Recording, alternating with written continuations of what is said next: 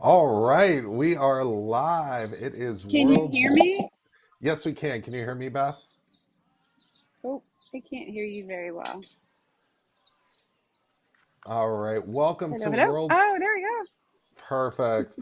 Welcome to World's Largest Swimming Lesson Day 2023. We are so excited for what this year is going to bring. Beth Root is live. Beth, where are you at? I am at Oceans of Fun here in Kansas City. They're expecting about 150 participants at their lesson this year. And you can see behind me that they've got all their guards and their teams set up on deck. And they're excited, ready to roll. Oh, that's so exciting. And I mean, we have such an exciting day filled. We are so excited as NDPA to be part of World's Largest Swimming Lesson this year. We are going to be live for the next 5.5 hours talking about swim lessons, water competency. We're going to have a really fun day just helping to celebrate World's Largest Swimming Lesson. Just real quick, lined up today, we have USA Swimming will be joining us to kick off the day here in about 20 minutes.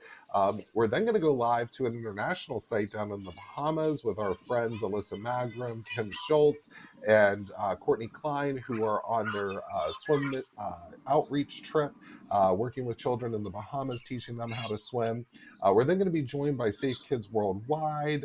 We have Walt Disney World joining us today, as well as the U.S. Swim School Association. We're going to be checking in at Wild River Water Park.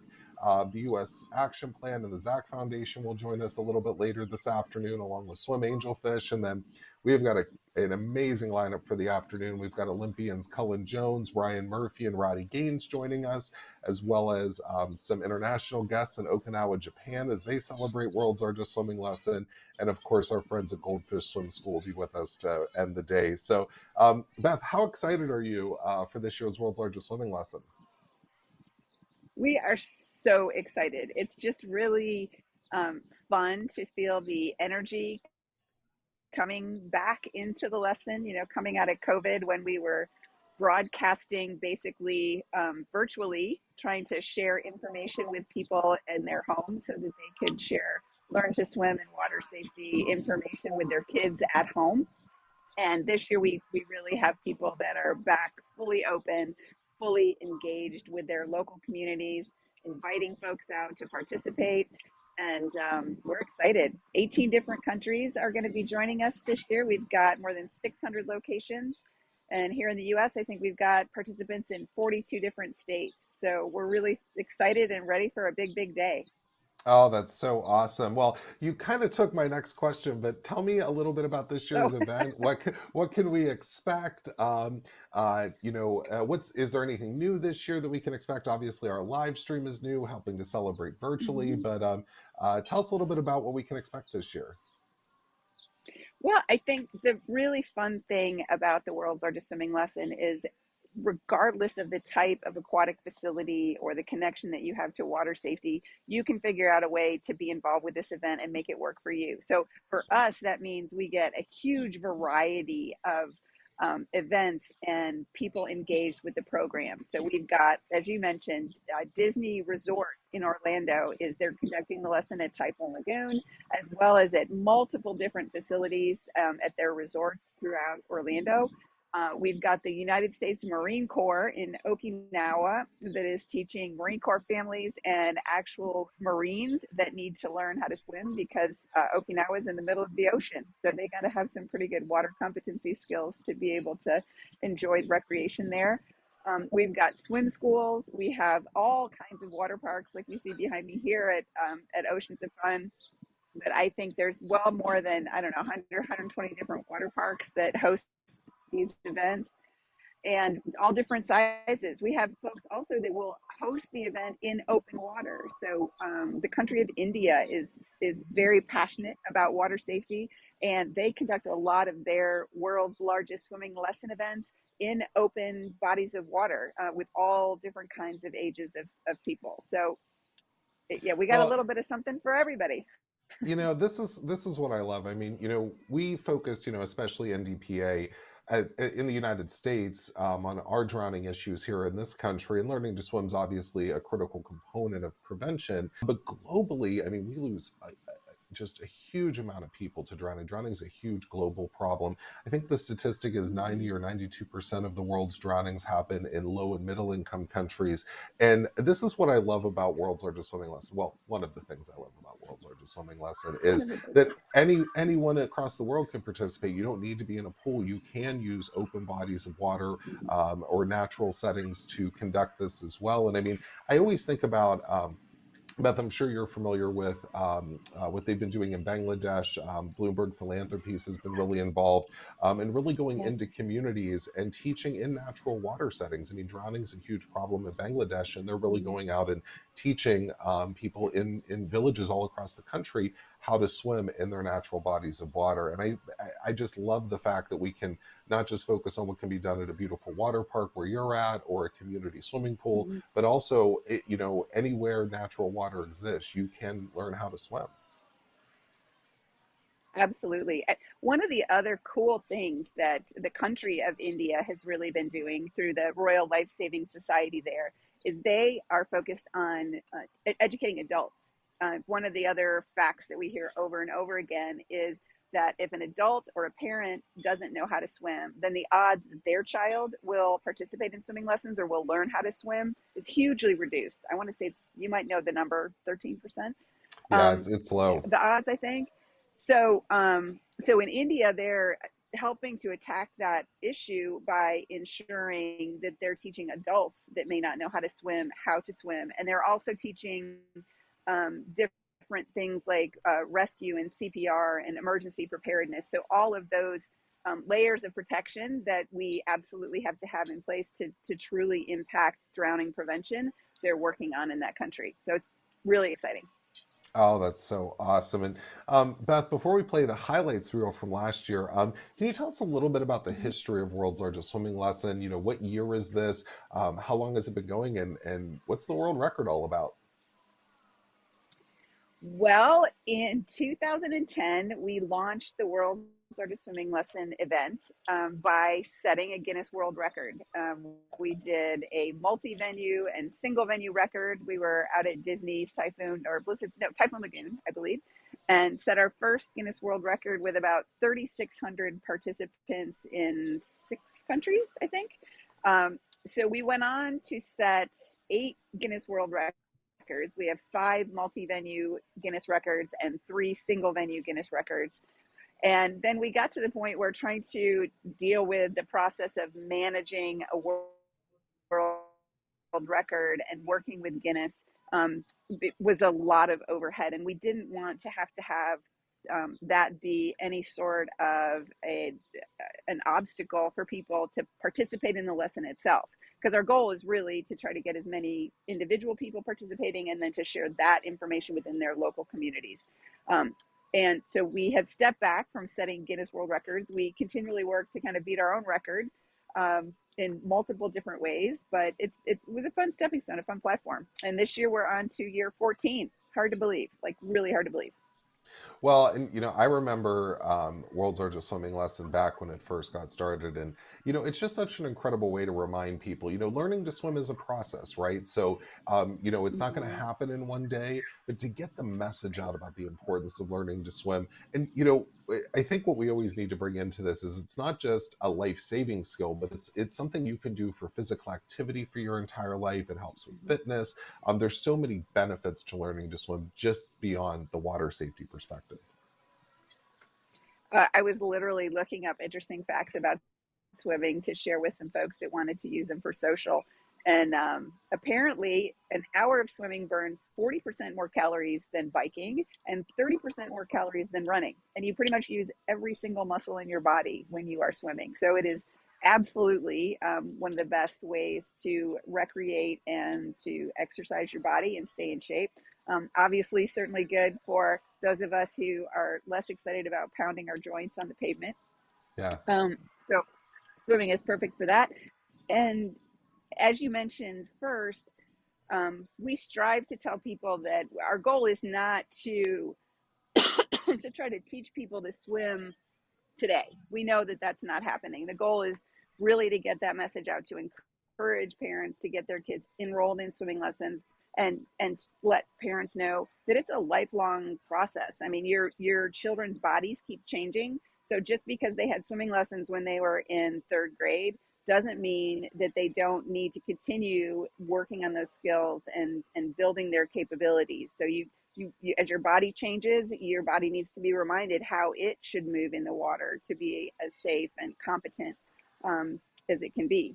So yeah, Yeah, and that's and that's the goal. really, I mean, this time of year, we want people recreating around the water. I mean, this is I'm down in Florida right now for our live stream, and I will tell you, I mean, it is hot. It is humid and people are seeking out water. And that's what we want, whether it's your backyard pool, whether it's your community pool, whether you're going to a lake with your family, whether you're going boating, or whether it's a water park. We want Mhm. people to have fun, but be safe. And learning to swim is such a critical component to that. But again, you can, once you learn to swim, you can use it for physical activity. You can join a swim team. You can really start a career, even heading towards lifeguarding. We have a national lifeguard shortage Yeah. right now. And, it's funny, and Beth, I think you'll laugh at this, and probably some people watching will get a chuckle. I've had the experience before teaching lifeguarding where someone shows up and they're like, wait a minute, I need to know how to swim to be a lifeguard. So this is a really big critical component to helping to solve our lifeguard shortage as well. Absolutely. And, we certainly want everybody to recreate in the water. And you have to be careful depending on what environment you're in. Obviously, if you're in the open water or you're boating, you need to be really cognizant about wearing life jackets. If you are dealing in places where there's current, that's a whole different set of skills and things that you need to be aware of and that you need to learn and understand. Um, One of the things I wanted to mention that we try to convey during World's Largest Swimming Lesson to the kids and to the parents that are there is even when you are in an aquatic environment where there's lifeguards, water parks, as an example, water parks are probably the safest place on the planet to be able to recreate in the water with your family. They're, absolutely some of the best trained people that you will find are here looking over your family. However, they can't be watching your individual child all the time. And a parent is really the first line of defense when it comes to water safety for their kids, even when you are in an environment that has, perfectly trained lifeguards and, really strong water safety, emergency action protocols and all that. Parents have to be aware. They need to understand they're the first line of defense. They need to make sure that they're giving their kids the right steps to take if they have a problem.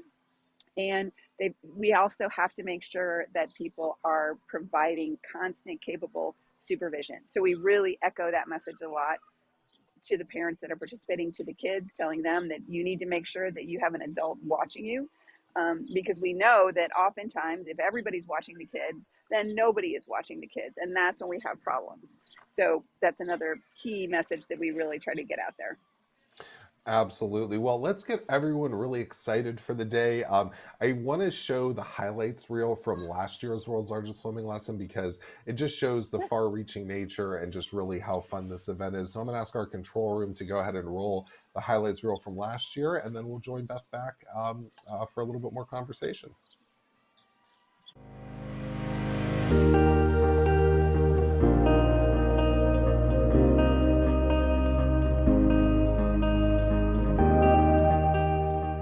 World's Largest Swimming Lesson has been going on since 2010 as an initiative from the World Water Park Association. And during that time, over 330,000 people have learned to swim through this amazing program.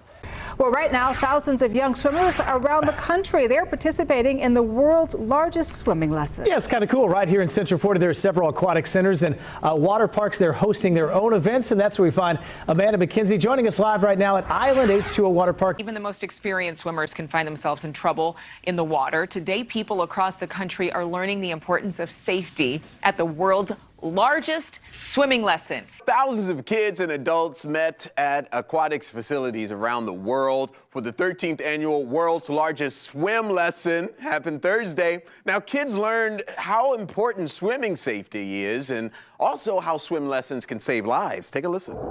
The respect for water is really important. I know water is recreational, it's fun, It has a big part in our life, but it is dangerous and unforgiving. Drowning is the #1 cause of death for children 1 to 4 years old. Just last year in the state of Florida, 98 children died from drowning. That's a record high number for the state. The average age, 3, the age of a toddler. 19 people have drowned in Lake Michigan already this year.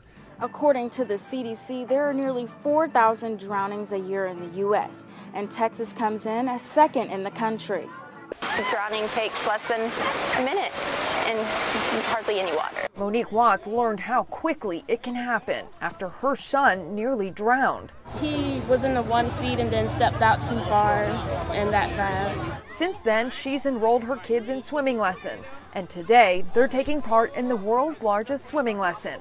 Preventing loss of life due to accidents.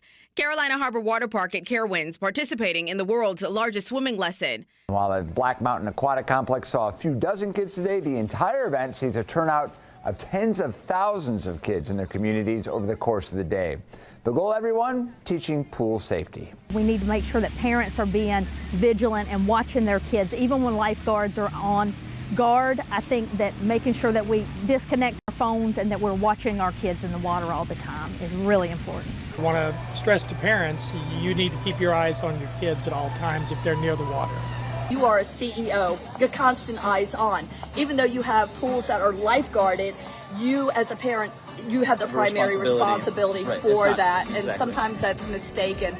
It's so much fun just to see the children in the pool area learning the safety that we all need. We said, why not take the opportunity? It sounded awesome. This is such a fun event, but it also has a very important message. Swimming lessons save lives.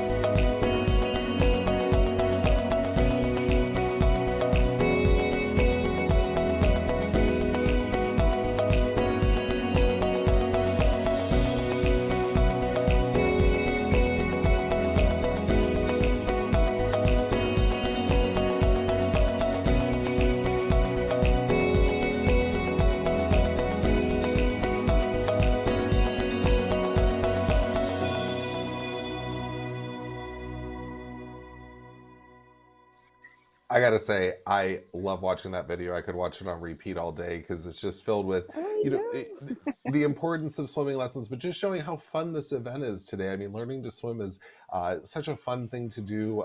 And Beth, one thing I noted in the video, and I know we've already hit on it, but the importance of mom and dad and the adults knowing how to swim as well. And oftentimes we hear, from adults that, oh, it's too late for me, or, I can't find lessons. There are great programs out there that can teach adults to swim, and it's never too late to learn to swim. And adults can participate in the world's largest swimming lesson as well. They absolutely can.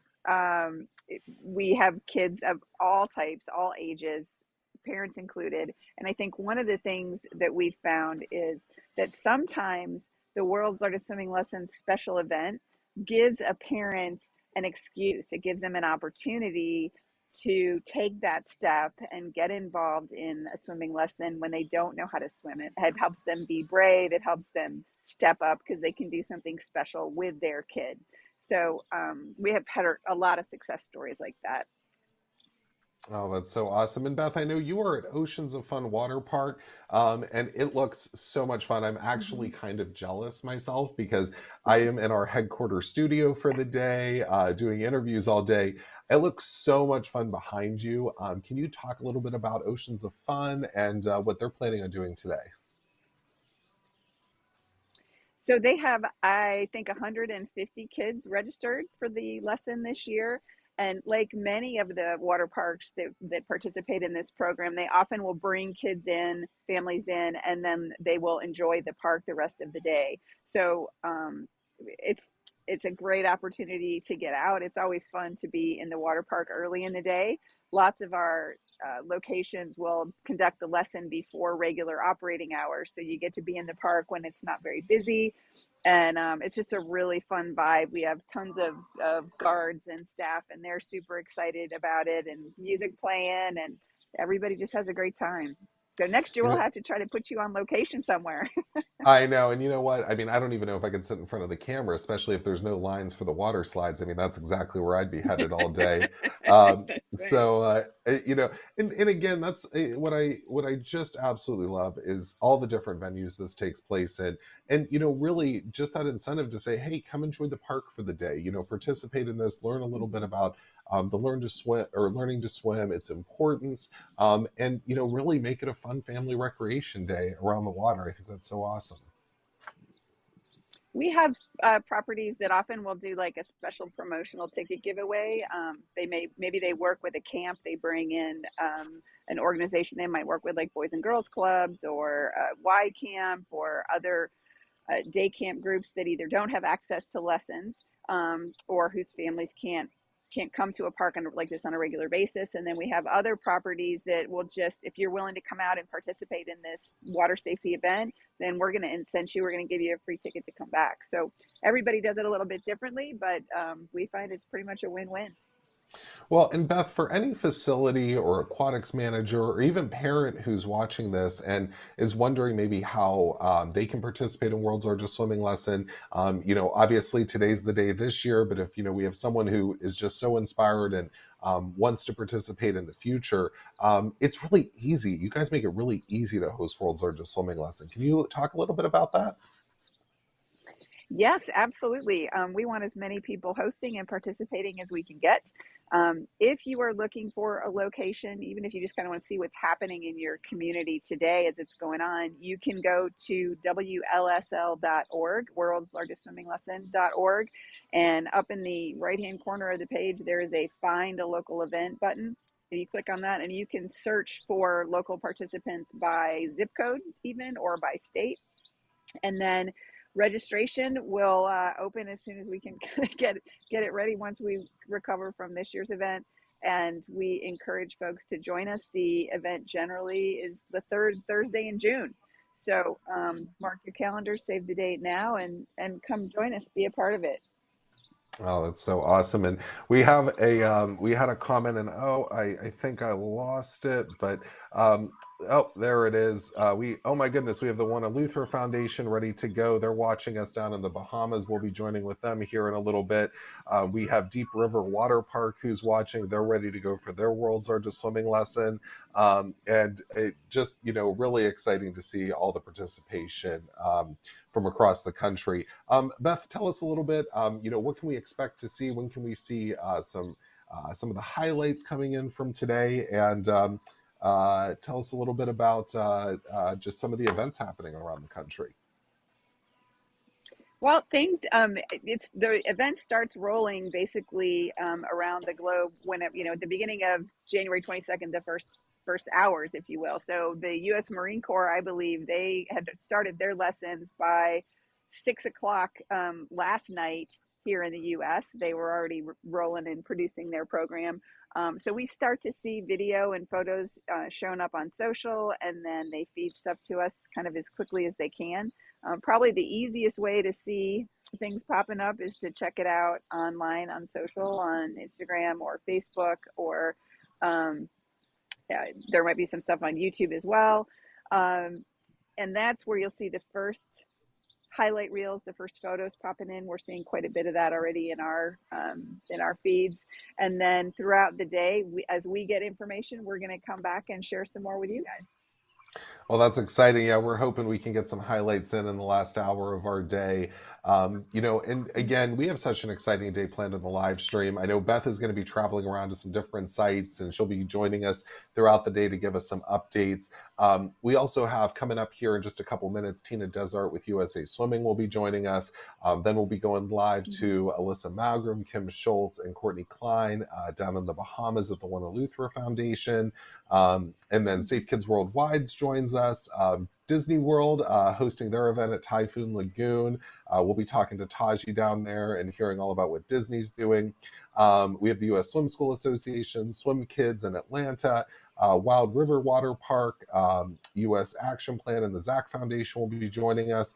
swim angelfish, to talk about the importance. This is something that the reason why we put swim angelfish in here is even with people with disabilities and intellectual disabilities, physical disabilities, autism. Autism is not just the leading cause of death for children 1 to 4 in the United States. It's the leading cause of death for children with autism of any age. So learning to swim is so critical for individuals with disabilities, and they can participate in World's Largest Swimming Lessons. So Swim Angelfish is going to come on and talk to us. And then to wrap out the day, super exciting, we'll have Olympians Cullen Jones, Ryan Murphy, and Rowdy Gaines joining us. Rowdy's going to join us for the last hour of our broadcast and talk to us a little bit about his Learn to Swim history and what he's up to promoting learning to swim and water safety. As Beth mentioned, Okinawa, Japan, the U.S. Marine Corps Pacific installation hosting World's Largest Swimming Lesson. They're going to give us some updates later in the day, as well as the American Red Cross Centennial Campaign and our good friends at Goldfish Swim School. So Beth, safe travels out there. I know you are going to be traveling to a number of locations today. You're also going to be getting updates all throughout the day with great highlights happening. So we look forward to having you join us here back in a couple hours. And I hope you have fun. Spread the message of fun and excitement at these venues you're joining today. And just super excited. Beth, anything you'd like to add before you head off and we bring Tina in? I guess we just want to say thank you. Thank you to all of the facilities that stepped up to make this happen in their communities. We want to say thank you to Leslie's Pools, who is working with us to bring Cullen on board and to host an event out there in Phoenix at the Sun Valley YMCA. We want to say thanks to Goldfish Swim Schools, who really rallied behind this event this year and brought, I think 100 plus schools to participate. So we just are really, really appreciative to the parks, the swim instructors, the lifeguards, the people that are in the water, and of course the families and everyone that's participating, and obviously to NDPA for all the work that you're doing to help us share this message with the live stream today. Thanks very much. Of course, we love helping out. We love the work. So Beth, thank you. Drive safe to your next site, and we'll see you here back in a couple hours. And I think we have Tina Desart ready to come in with USA Swimming. Good morning, Tina. There she is. How are you doing today? All right. Good. It's World's Largest Swimming Lesson Day. We're super excited, and we've got swim lessons happening all around the country, and super excited to start the day with you, Tina, because USA Swimming plays such a huge role in this across the country. Can you tell us a little bit about USA Swimming and kind of why they're involved in Learn to Swim? Yeah, so we kind of have two parts here. So USA Swimming and the USA Swimming Foundation both step into the space in water safety awareness, water safety education, and learning to swim. And so from the standpoint of swimming lessons specifically, one of the things that in my role is really important is to connect with swim lesson providers across the country and provide them additional resources, tools, anything and everything that they might need to support their programs and the expansion and reach of their programs deeper within their communities. In addition to that, one of the specific target areas that we work on, in particular through the USA Swimming Foundation, is that we provide grant opportunities for swim lesson providers to be able to really go out and do that work and expand their programs and service communities and individuals who are, who we would consider to be underserved across the country. Well, and I have a few questions for you, but one that I'd love to just kind of bring up from the outset. Beth and I talked a little bit about it in the first 30 minutes of the broadcast, is that learning to swim is really a lifelong thing, right? It's not just, learning those skills from a water safety perspective, but learning to swim can provide lifelong physical activity. It's family fun, recreation, and there are so many health benefits to learning to swim. And I know USA Swimming has actually funded research and been a big proponent of growing that over the years. Can you talk a little bit about just the research you guys have invested in learning to swim and the benefits of it? Yeah, so we've done a number of research studies over the years, and really they've been focused more or less on the disparities in skill acquisition. And so looking at the different ethnicities, the different demographics within the structure of kind of economics, if you will, to determine where do we really need to focus in on, if you will. We know from those studies, the most recent study was done in 2017, and looking at, while we've increased the participation levels among African American and Hispanic children in particular, the numbers are still not in a great space across the board, and that goes for Caucasian Americans as well. And so, but when we look at the economics of it, households that make less than $50,000 a year, those children are less likely to participate in swimming lessons. And so we really need to focus in on that space particularly, and that's where our grant dollars really can go to good use, so that we can support programs and being able to reach those particular families and those particular communities to really provide the service that's necessary. Yeah, absolutely. And tell us a little bit about who USA Swimming serves, because I think sometimes people think about just the national team with USA Swimming, but USA Swimming has thousands upon thousands of members across the country. We do. And so the membership itself is about 300,000, probably over that at this point in time. And really it spans the whole age range, right? So if we look at from the standpoint of where I focus my efforts, which is in that pre-competitive space, water safety education, learning to swim, we could start as young as, babies with moms in the pool or babies with dads in the pool, and just getting that acclimation and that bonding moment. But then certainly, the activity level and opportunities increase as they gain skill. And so as we get through swimming lessons, and then we can move into more fitness acclimated programs, then move on to competitive programming opportunities.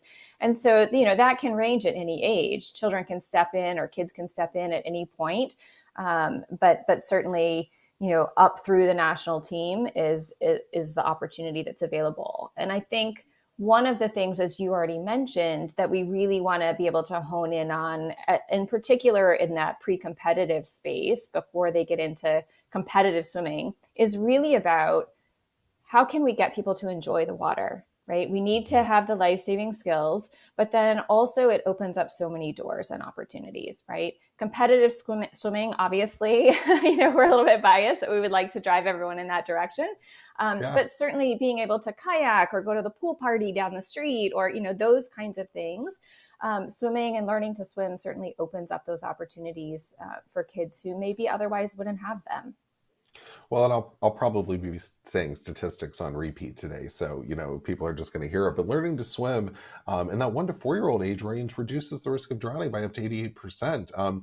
In the American Academy of Pediatrics, just a few years ago, revised the age that children can be ready to start swim lessons, down to age 1. And granted, I don't think we're going to see a 1 or 2-year-old maybe backstroking 25 yards across the pool.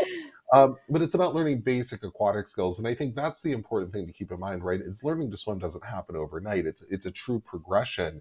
But we want people to be water competent. And that's a term that I know our viewers will probably be a little sick of hearing by the end of the day. But, that goal is water competency, because we want people, even if you're not going to be that national competitive swimmer or going to the Olympics, we want you to be competent in the water, especially if you find yourself in the water unexpectedly. Just knowing even how to right yourself and get yourself back to safety can be hugely important. I mean, we focus a lot on those 1 to 4-year-olds because unfortunately drowning is the leading cause of death in that age range. But really 80% of our drowning victims are teenagers and adults. So it's never too late to swim. Right. And it's those older children, right, where you see the risky behaviors, the males in particular.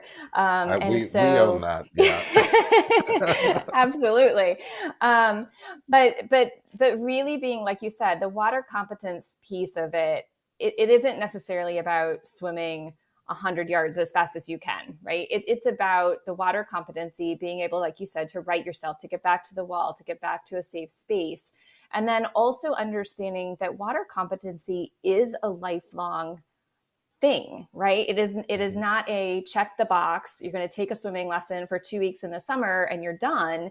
It is, when you're 5, you might be able to do these skills really well. When you're 10, you might be able to do those skills that much better, and then some. When you're 20, right now, maybe you have the time and energy to put more into building endurance so that you can go out on the lake or go out in the ocean and be a little bit more confident. And so I think understanding that it is a lifelong skill acquisition set, and that it's never ending is really, really important for people to understand. Yeah, and one of the things that we often hear, right, is learning to swim is not free. It's not cheap. Learning to swim costs money, and I just did a media interview yesterday with a channel down in Louisiana, and we spent a lot of time talking about the barriers to learning to swim, right, and ways that we can break down those barriers. And I want to highlight USA Swimming and USA Swimming Foundation do quite a bit of work to be able to provide scholarships to facilities to be able to bring in low-income children so they do have access to learn to swim. Can you talk a little bit about the scholarship program? Yeah, so every year, USA Swimming has an annual grant program for swim lesson providers. It opens up in October. The grant application window ends in December. And so there's about an 8-week window where programs can apply. We have typically an annual budget of about $500,000, and typically we're awarding about 100 to 140 awards to programs across the country. And we offer scholarship monies for youth and adult. And I think that's something that's really, really important. We formed a relationship with US Masters Swimming several years ago now, and we've been able to facilitate adult Learn to Swim grants to be able to really hone in not only on the fact that there are a majority of adults that don't know how to swim themselves, but the fact that it's a generational piece too, right? If an adult doesn't learn how to swim or doesn't understand the water safety components, then there's more likelihood that their children never will either. And so if we can turn the tide on that generational gap, then certainly it's going to help future generations. And so typically we see about 250 youth applications and about 100 adult applications. This past year, we awarded almost $650,000 in grant funding to swim lesson providers across the country. And that was just this past March. It should serve, ideally, about 14,000 people. So between the youth and adult grants. And so we're really, really excited about that. And certainly every year, the foundation's charge is to go and find us some more money so we can serve additional programs. So we're really excited about what we've been able to do. And this has been going on for years. And so it's not just something that we've done just this year. This has been going on year over year. And so we've seen quite a bit of impact that we've made. We're talking millions of kids over the course of time and millions of dollars. And so we're really excited to be able to continue that effort.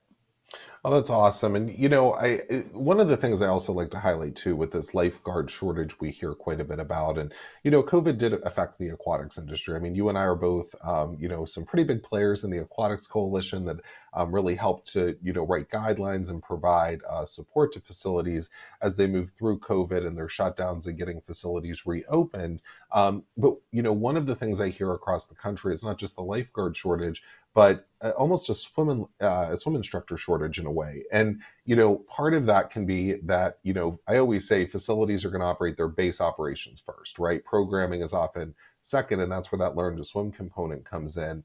And I was having a conversation with some swim coaches last month, and, what came up out of the discussion was, these swim programs, these USA Swimming clubs around the country, a lot of them do offer swim lessons as part of their offerings.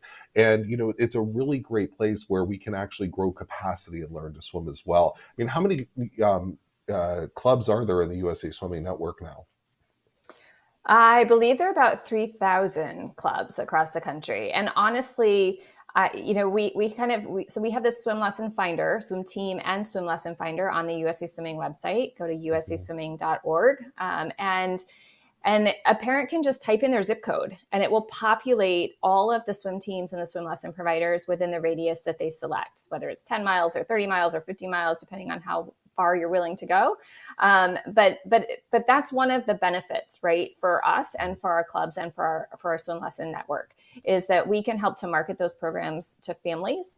But yes, you're correct. And one of the spaces that I'm really spending a lot of time on currently is developing the tools and the resources for our USA Swimming clubs to be able to expand their programs and or connect with swim lesson providers in their community. Right. We know, like you said, there's a staff shortage issue. There's also a facility issue, right? Pool space is just at a premium. And so, in some cases, our club programs may not be able to offer Learn to Swim, and our swim lesson programs may not be able to offer kind of that next level opportunity for kids. And so being able to provide that connection or building that bridge, if you will, is really, really important. And it's an important space for us as USA Swimming. And we're really working hard to develop the tools and the resources to make those connections and provide those opportunities for kids everywhere. Well, one thing I always like to point out, Tina, too, is there's great collaboration there, right? It's, every organization in this space, whether it be NDPA, USA Swimming, World's Largest Swimming Lesson, the American Red Cross, every organization is playing a role, not just in Learn to Swim, but so many areas and aspects of water safety, right? And, sometimes I hear from people, well, are you competing with USA Swimming? Are you competing with the American Red Cross? And I don't think what people see behind the scenes is we actually coordinate a lot of our efforts to work together to really bring this forward. And I mean, there's a ton of work still to do, but I always like to highlight the fact that the collaboration is out there, us working together to really address these problems and figuring out too, where does the impact need to happen the most, right? I mean, we can look at drowning data, we can look at research studies, but, we all work together to do that. And I think that's, one of the things that I think we miss sometimes in informing the public on. Yeah, and I agree with that 100%. I think, there are a number of really specific organizations or collaborative groups that, that certainly you and I could rattle off, but certainly looking at the U.S. National Water Safety Action Plan, right? That was a definite collaborative approach to building something for the nation. Over 400 people involved. And so, it just goes to show that there is a lot of collaboration happening. We've got the U.S. Aquatics Coalition, that's, big organizations around the country that have come together to really highlight some specific areas of need. It helped get programs through COVID, where we were trying to get pools open and keep pools open so that they could offer the much needed programming, whether it was Learn to Swim, competitive programming, fitness opportunities. And so a lot of behind the scenes work has been done. And it for us, yes, it's heavy work, but it's fun. And the people that are really working in the space or playing in the sandbox is what I like to say. We really all have the same goals and purpose, and it's been just a pleasure to be working with everyone. Well, I feel the same way. And, it's funny when you bring up something like the U.S. National Water Safety Action Plan development or the Aquatics Coalition. I think I don't keep a tally of it, but I would say over the last few years, we're probably up to thousands of hours we've spent on Zoom meetings. But I will say, I mean, we're all mission focused and we all, work through difficult challenges and things, but that collaboration and that unity is really there. I mean, I will say just it's a joy to work with you and so many other people on this mission of water safety and drowning prevention. But it's amazing how much we all come back to that table, whether it be the Aquatics Coalition, the Action Plan, Water Safety USA, NDPA events and conferences. I mean, it's really a community working to, truly solve this. And it's so great because even though, there are some, pain points and disagreements sometimes that, we have to work through or we maybe don't have enough evidence to make a decision on. But really, I mean, everyone keeps coming back and has such a great level of respect for each other. And I always like to highlight that because this is not easy work. There's a tragic side to what we do as well. And, really coming together to, really advance this means, I know it means a lot to everyone, but just the partnership and collaboration piece to me is absolutely critical and super important. I agree. Tina, before I let you go, today is World's Largest Swimming Lesson. So this is a question I'm going to ask most of our guests. I mean, what do you personally feel? I mean, I know you personally, as Tina, have a long history in Learn to Swim. What do you want the average family to know about learning to swim? Whether it be the importance of it or just some of the benefits that can come from it. Yeah, I think for me, in my background, it really is about the skill acquisition that's life-saving, and the opportunities that it opens up, the doors that it opens up for your children and for yourself if you're an adult who doesn't know how to swim. There are so many opportunities out there that if there's fear or if you don't have the skills to feel confident and comfortable in the water, then swimming lessons can get you there. And there are so many things that you can enjoy once you've acquired those skills. Awesome. Well, Tina, thank you so much for joining us. I know you have a busy day ahead of you, and happy World's Largest Swimming Lesson Day. And I'll be talking to you, I think, right after the broadcast. I think we have an Aquatics Coalition meeting. So look forward to seeing you there. All right. Thanks, Adam. Thanks, Tina. And I believe we now have Alyssa Magram and her team down in the Bahamas joining us. Alyssa, welcome. And I'm sure I'm not probably not far away from you in Florida, but it is super hot and humid here. So, oh, and it looks sunny and beautiful there. I love it. Hi. How are you, Hello. Adam? I'm good. I'm a little jealous of everyone, Alyssa, because, Tina was joining me from her office, and, I'm in the, NDPA World's Largest Swimming Lesson studio for the day. But earlier, Beth Root joined me from Oceans of Fun Water Park, and I saw these beautiful water slides and everyone having fun. And I heard that I know, and you're stuck inside, but you're making it all happen. So exactly. you're And with us in spirit. there's air conditioning. I got my iced coffee. I'm good to go for the next 4.5 hours. So Alyssa, tell me where you're at. Tell me what you're doing down there. Okay, well, first, so I'll tell you that, and then I will let my wonderful guest here, partner, introduce herself. So, Alyssa Magram, we are on the island of Eleuthera in the Bahamas and at the One Eleuthera Foundation, and we are supporting their Learn to Swim program. Some of you watching may know Swim Kim Schultz with Face in Water, Courtney Klein with Swim for Life Colorado, and then Perry Kowal, who lives in Austin, Texas, alongside me. We're out here. This is our second year back with the One Eleuthera Foundation. We feel like we're family. And this is Yolanda Pawar. Did I say your last name right? Okay. So you, I don't know, Adam, you want her to talk a little bit about the One Eleuthera Foundation and the program they have here? Yeah. Yeah, I think that'd be great. Adam. Hi, everyone. It's so nice to be back here with you all. This is our third Learn to Swim program, the second one that we've had the privilege of having Alyssa and the team join us on. And we're just excited to be a part of today and everything that it entails. So as Alyssa said, we are in Eleuthera, the Bahamas. Eleuthera is a family island in the Bahamas. We have 700 islands and keys, but 16 that are primarily inhabited. And so Eleuthera is one of those. And I'm coming to you from One Eleuthera, which is a campus in Rock Sound. We are a community development organization. And in a nutshell, what that means is that we go out and create programs and partnerships to help our community to thrive and be sustainable. This program in particular comes under our health and wellness pillar. And it's critical for us to be able to educate and expose our residents, especially our children, to these critical life-saving and swimming skills. We are surrounded by water, as you know, and we're also oftentimes affected by hurricanes. We are actually in the hurricane season right now, and that comes along with a lot of water surges. So these are things that we want to make sure our residents, our population is prepared to handle in the event of a disaster or the worst circumstances. And of course, even just the everyday activities that come with being on an island. But quickly also just to tell you a little bit about our property, it's a very dynamic campus. We have a 16-room boutique hotel called the Retreat Hotel. We have a sustainable farm that has a 1.1 acre grow house. We have a technical and vocational training school.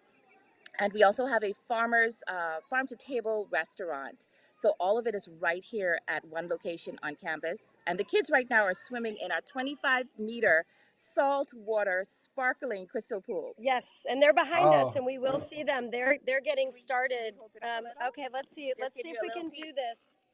Hold on. Oh yeah, we see it. Oh, cool. Yeah, that's a lot better view, right? At some point, we'll switch to the phone so we can go around the pool because we are working on the world's largest swimming lesson is happening. Before we started that, Yolanda was talking about hurricanes and the water that most of the residents here swim in is open water. And so if you know what Courtney Klein from Swim for Life Colorado does is she teaches in her swim lesson, Learn to Swim program, she teaches open water skills. So we added that this year. So about 10 minutes ago, they were doing an activity called Rock Duck Balloon where they were learning that air helps you float, and things about buoyancy and moving water. So we're so excited to be back here. I saw a tiny little article, which I think Yolanda wrote 2 years ago about their pilot program, the first year that they did the Learn to Swim program. And we were here last year and we're back, and it's amazing to see how many kids and families are interested in learning to swim and signing up for the program. And in the evenings, we've been going down to the bay. In the daytime, we're at the pool. In the evenings, we've been going down to the day to do family and adult lessons in the actual open water. So it's been pretty awesome Well, here, what they're doing. you know, one of the things, Alyssa, that it's probably come up and it's probably going to come up in all the interviews today is really the multiple reasons to learn to swim, right? And I really want to highlight what Yolanda just said, because you know the reality is you're surrounded by water in the Bahamas. That community is truly on a small island that's surrounded by water, and it's part of everyday life. But then there's also a critical life-saving component to this too when we do think about natural disasters such as hurricanes. And it's so critically important, you know, not just for the physical activity side, the health benefits, but also for the safety perspective as well. And, you know, I love the fact, I know, you, Alyssa, you had told me you guys were down in the Bay a little bit teaching. And I think it's so, you know, amazing to also transition those water skills. You know, Courtney Klein and I know you have this conversation with her as well all the time, talking about the importance of transitioning those skills from pool to natural water, because those are really two different environments. You may be using the same skill, but you know you're in water that the temperature may be different, there may be a current, you know, you may not be able to see the bottom as clearly. So it's so super important to get both of those experiences and and show that transition. Yeah, and they're getting that. So one of the pieces that of this program, which I feel really honored that they have allowed us to support them around, is the dry land component. So they get in the water swimming skills and swim lessons, and then they have every day there's a dry land component. And so I know I took some of the stuff that I was doing at Collins Hope, but also wrote some new modules, a hurricane safety module, and added some pieces that are really applicable. And I revised it this year after having been here last year with some really making it applicable so that it makes sense. And we have a whole talking about like hurricane safety and we spend an entire day on Monday and Tuesday when we had each age group talking about their water story. And Adam, you and I have been doing the podcast, learning people's water stories, but it is incredible for the instructors to now know the water story of each of these kids and the adults we're working with, because that plays into what they bring into learning to swim, or what they bring into, you know, many of the I know I heard in our stories,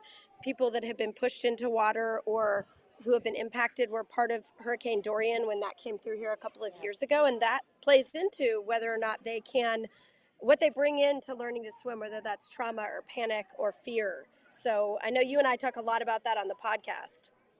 Yeah, absolutely. And I mean, I think that's one of the things we have to keep in mind, right? You know, learning to swim is a lifelong process. And, you know, I always bring this up too. I mean, World's Largest Swimming Lesson brings, you know, such a focus on the importance of learning to swim, but it's a process over time, right? It's not going to happen overnight. And, you know, instinctively, you know, sometimes people think, well, you know, you live on an island, or, you know, maybe you live in the southern United States and, you know, you're surrounded by water all the time. So of course, you know how to swim. But there are a lot of barriers to learning to swim, from having access to instructors to safe swimming environments, as well as sometimes the cost of learning to swim. Exactly. And this program is free, which is awesome for any of the participants. It's a free program, which is amazing. And I think that's something that if folks want to support this program, I know that's one of the questions. You can make a donation to the One Luther Foundation, and that helps support this program, making it free, because that accessibility is huge. Yeah, Adam, you hit the nail on the head right there, because you would assume being on an island, everybody knows how to swim, but it's those same barriers that that really result in people not knowing. And it's really critical for us to continue doing these lessons, doing these programs, and being able to reach more people within our communities and to give them the right skill set. Alyssa and I were talking a moment ago too about when we onboarded the children and the adults, that there's such an overestimation in their skill level. And that's Oh, something yes. else that too affects people. Think that they can swim, or they think they know what to do in a crisis situation in water, But they really don't. they don't have the Right. experience and they don't have those skills. Yeah, and Adam, you know that I'm an evaluation nerd because we're about to work on a project together, and we have some really great data. Everyone who started, so when parents registered their kids, they put down what skills the child could do. Then the first day, we went through the skills, and we have data of what they think they can do, the kids, and then we're going to do a what can they really do and do. I have a vision of this Venn diagram with all the things of like what actually is the reality, but I think that doesn't just happen here. I think that happens anywhere. That overestimation from a parent side, an adult, a guardian side, and from a swimmer side, right? And it's so important Yeah. to cut through that and to be able to give people these very tangible, very real skills and the know-how to do what they need to do, whether it's in an emergency or just to be safe around the water. Yeah. Well, Alyssa, before we switch to the phone and have you walk around and show us a little bit about the activities down there, I do want to ask you a personal question. I guess you can answer for both you, Kim, Courtney, and Carrie. And I apologize to Carrie. I didn't mention her earlier. I knew Courtney was down there with you. Carrie, I've got to make it sometime. Maybe next year I'll be down in the Luther broadcasting. Well, I'm working on that lifeguard. I actually did, Adam, because I got my lifeguard waterfront certification. I did my first shifts as a lifeguard this week down here, which has been awesome. I love it. I love it. Now we just got to make you an instructor, Alyssa, and we can be spreading this all over. But Alyssa, I want to ask you, how did you start these Learn to Swim outreaches? I know Eleuthera is not, the first one you've done, but you and Kim have done this for a number of years. So can you tell us how maybe you started this and why it's so important to you? Sure. So Kim did the first one. She went to Uganda, Swim Safe Uganda, and then she and I, through a friend who is an OB-GYN, so a doctor, was working in a hospital in Honduras, and they happened to have a children's an orphanage that was sort of part of the same nonprofit, and the orphanage was on the beach. So my friend who's a doctor, Dr. Renee Lockey, reached out and said, "Hey, do you guys want to come down and teach the kids how to swim?" And so we went 2 years to down there to Honduras and did that program, and then it just didn't end up being a perfect fit for them, their resources, and so we were looking for another outreach program, and that's when I ran across that article, and so we came last year, and last year my daughter Ella, who is not here this year, although she wants to come back next year, and her friend were with us, and then we switched out and added, and Perry was with us last year, and we added Courtney to add in that open water component, and this is it's a passion because I feel like for me, we live in the U.S. and certainly we have barriers in the U.S., but I love to travel. I love to be part of things that can make a bigger impact. And this is their program, and we are here to support, to strengthen, and figure out how to help from using our skills and knowledge, but it's really theirs. And so when Kim and I, we just said we want to travel and we want to bring our resources, and so we go wherever what comes up, and that's a fit. And it is definitely coming back here feels like family for sure. It does, and we're so appreciative to have you guys, your resources, your connections, and your expertise. It's really helped our program. Well, and, I always highlight, and this is why I just absolutely love World's Largest Swimming Lesson is, NDPA, I mean, we're a US-based organization and we focus, very much on the US problem of water safety and drowning prevention and learning to swim in those barriers. But, 90 to 92% of the world's drownings are happening, in low and middle income countries. This is a global problem, and really shining a light on that and how we can all work globally to solve this problem, not just in our own local communities. Alyssa, I'm going to throw out a phrase. You'll probably be able to finish it before it comes out of my mouth, but I love the theme that was the World Conference of Drowning Prevention in 2017, which was think globally, prevent locally. And I think this is just an amazing thing that you're doing. So Alyssa, if you would like to, while we continue the chat, switch over to your phone if you want to join us that way, and you can walk us around a little bit. Yeah, I do want to give a shout out to our friends in Nassau, Let's Swim Bahamas, because they have an amazing program. Go visit them. Before we hopped over here to Eleuthera, and they are doing the world's largest swimming lesson at Baha Mar, I think is where they're doing it. Yes, so they are. Shout out to them. Andy and Nancy Knowles. Andy and Nancy Knowles, and they've got some amazing stuff going on there. So shout out to them. But yes, I'm going to switch to the phone and we'll see if we can do this. Yolanda, will you stay on here before and Sure. see if this works? I And will stay on and hold the we're gonna hold the go. signal. We're gonna go over to the pool. What's happening now is they are doing. Swim Kim has 10 basic swim skills, and she follows them. And each of our instructors are teaching one of the skills, which is so awesome because these are the instructors that are continue this program after we leave. Yes, because So, it all right. runs for 6 weeks. Yep. So I'm gonna try to do this, and we'll see what happens. Sure. And Yolanda, while she's doing that, talk a little bit about, I mean, Yolanda gave me a selfie stick, so. I love it. Yolanda, I know this program's going to continue after Alyssa and Are team. you good? Are you good, Alyssa? Yes. She's got it. And I'm letting our control room know Alyssa's going to join as another guest with her cell phone and be walking us around. So whenever that pops up, you can let her in. Can you see me? Oh, there we go. Yeah. Oh, it is a beautiful pool. All right. Yes, So we can see you. Yeah, so behind me, I don't want to turn around because I don't really want to fall in the pool because that seems not like a good idea, but there are about 25 or 30 kids that are in there with our instructors, and they're going through each of the skills. So I can back up. Yolanda, tell me if I'm good. I'll get a little bit closer. And I'll just give you guys a little peek here. Can you see, Adam? Yeah, we can, Alyssa. Well, I'll keep walking. I'm going to walk, see if I can get closer and get a little bit of, give you guys a little. And Alyssa, how many kids are you serving in the program this year? So there'll be close to 100 kids. I imagine it'll be over 100 by the time everyone gets done with school graduations and things like that. And it's 6 weeks long. So they get 2 days a week. We've got 5 to 8-year-olds, and there's some 4-year-olds on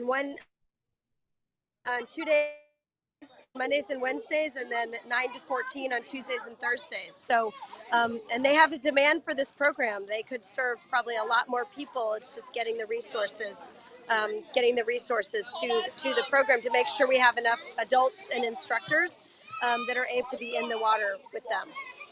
Oh, that's awesome. And Alyssa, as you get a little closer to the lessons, we are starting to get a little choppy on the signal. So you might want to walk back a little bit towards the other side of the pool. But Alyssa, can you tell us a little bit too about how long this program's going to go? Because I think your team's there for maybe the first 2 weeks of the program, but I believe this carries on for quite some time after you leave. Is that correct? Yes, so we're here for the first week and a half. We're doing training of instructors. So we had a Saturday training with instructors. And then we have the first week, we kind of support them to get them going, and then they keep going for 5 more weeks. So the kids will get 12 sessions in the pool. And then again, this week we've been doing adult and family lessons down at the bay in the evenings. Oh, that's awesome. Trying to get Yolanda back. Hi, Yolanda. I'm here. Alyssa, one other question for you. I know today's World's Largest Swimming Lesson, and we're talking about the importance of learning to swim, but you're also doing dry land water safety education as well with the kids. Can you talk a little bit about that and why you chose to involve that in the program as well? Sure. So we have, obviously, water competency and swimming skills are key to learning to swim, but the creating safer behaviors around water and understanding, like wait for a grown up and don't go, never swim alone and swim with an adult and have a grown up watching you, and hurricane safety. Yes. And what does a rip current look like and how do you get out of it? And all of those things, we teach those on the land. And so then they're reinforced when you get in the pool and you learn a skill. So the dry land part is super important. It's a passion of mine.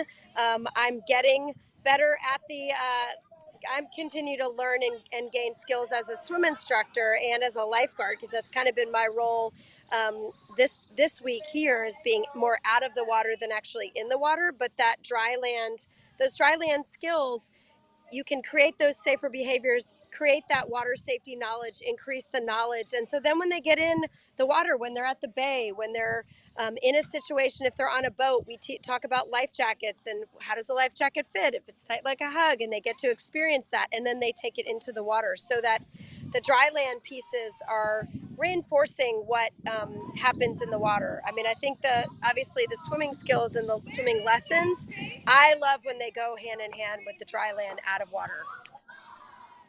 Well, and really, I mean, that's what we want for any Learn to Swim program. But I love the fact you're bringing that in because it's so important not just to have those skills, but know all how they apply to the whole layers of protection in different ways. Because I mean, water safety is a multi-prevention strategy piece where we try to make sure it's our 5 layers of protection. I mean, I'm always gonna hold up my 5. Oh, yep. Other side of the camera. But Learning to Swim is one of those 5 layers. And, again, focusing on all the ways we can think about water safety and especially, too, what to do in an emergency. I mean, I'm sure you're covering this, but also, if your friend's in trouble in the water, how do you safely rescue them? How do you call for help? Yep, and that's one of the lessons. Actually, 2 of the lessons are yell for help, reach or throw, something that floats, don't go. And we have them searching around, finding. Perry did a scavenger hunt the other day where they had to find all the things that float, so that they see things, whether it's a cooler or the ring buoys that are out by the pool, or the reaching pole, or the rescue tube, and they had to find them all. They were hidden all around, life jackets. So we're incorporating those things, and the whole incorporating the open water skills in there. It just makes it more well-rounded, and teaching them how to get help, not to go in and try to rescue someone. So yeah, those pieces all flow together. It's a dream that all Learn to Swim programs would do that in some way, shape, or form, and add the adult and parent and caregiver knowledge as well. Absolutely. Well, Alyssa, Yolanda, the whole team down there, I wish you the best of luck. It looks so exciting. I would love to be down there and participating with you guys. But I'm going to keep the conversation going on swim lessons all day long across the globe. And Thank you. just thank you to both of you for what you're doing to keep your community safe. And Alyssa, spreading the word of the importance of Learn to Swim. It's so exciting to see. And I'm so excited to see that this is truly a global event. So thank you, ladies, for joining us. We really appreciate it. All right, Thank you so much, Adam. We appreciate it as well. Yeah, I think I'm going to bring her to Reno this year. Oh, fantastic. We're working on it. Fantastic. We'd love to see Yolanda at the National Water Safety Conference. That would be super exciting, and get to meet in person finally. We would love that. Perfect. All right. Have a great day. World's largest swimming lesson. Oh, gosh. Love it. Thanks, guys. Love the view of that pool. All right. Our next interview is joining. We have Anne Scropel with Safe Kids Worldwide. Welcome, Anne. Thank you so much for joining us today to join us for World's Largest Swimming Lesson and talking about the importance of learning to swim and the work that Safe Kids Worldwide does. And Anne, I'm so sorry. I probably butchered your last name. If you'd like to correct me, feel free. With a name like Ketchmarchi, I feel the pain. So yeah, I answered anything. It's Anne Schruppel, though, is how you pronounce it. But yeah, thank you for having us. We're so excited to be here today. Well, thank you for having us. And tell us a little bit about who Safe Kids Worldwide is. I work with Morag quite a bit on the development of the U.S. Action Plan, but I know you guys have a lot of activities that happen around the country and a lot of focus on childhood safety. So tell us a little bit about the organization and your work. Yeah, thank you. We do. Safe Kids Worldwide is a nonprofit dedicated to protecting kids from preventable injuries. We have about 400 coalitions across the country that take safety education and resources directly into their communities and share them with parents, caregivers, and children. Well, and I know your network is vast around this country. How many Safe Kids coalitions are there around the country? We are right around 400 right now. Well, and to me, that's fantastic, right? Because I don't know if you heard this, but in the last interview, I always point to, it was the theme of the World Conference on Drowning Prevention in 2017, but it was think globally, prevent locally. And really, that's in public health, oftentimes what we have to do. It really We can strategize and think about things and run campaigns like World's Largest Swimming Lesson and put education out at the national level, but really we need people in their local communities adopting it, and those Safe Kids coalitions are fantastic resources on the ground. Yeah, we're happy to have so many champions of child preventable injuries. The boots on the ground, doing the work. It really is important to get right in those communities and right to the families and meet them where they are. Well, and can you talk a little bit about, the mission of Safe Kids and who you serve? Because, one of the things I also love about the Safe Kids coalitions is it's really open to, a multi-sectored approach to how we approach, all safety aspects with childhood safety, but especially water safety. And that's one of the challenges we often talk about with water safety, particularly is it's a multi-sectorial problem. There's a number of different sectors that touch water safety, from aquatics professionals to public health, to policymakers, to researchers, to academics, to pediatricians. And it's important to really get that holistic approach so we're hitting that same messaging across the board. So can you talk a little bit about who you serve and who's involved in Safe Kids coalitions around the country? Sure. So we want every child to be safe around water. We cover all kinds of risk areas, but today talking about the swimming lessons. We have made some strides in that, but we know that statistically there are certain communities that are disproportionately more at risk. And it's our mission to work towards equity and prevention of unintentional injuries. The water safety is one of our top priorities because that's where we're seeing the injuries and deaths occur. And it's summertime, right? So we know children will be not just in pools, but open water as well, such as lakes, rivers, and oceans. And so we know that water safety is very important.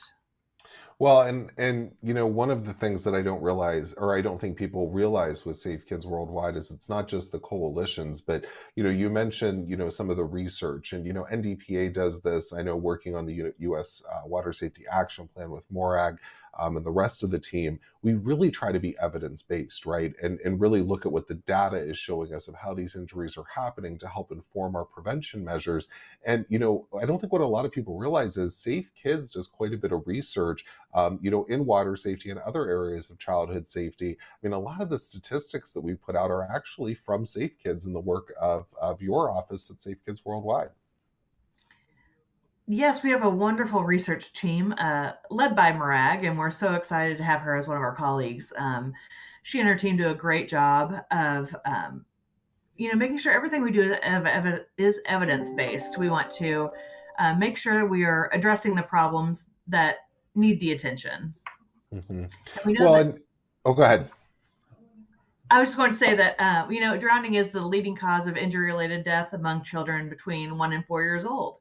And so we want to make sure that across the board, every child is prepared and those barriers are in place.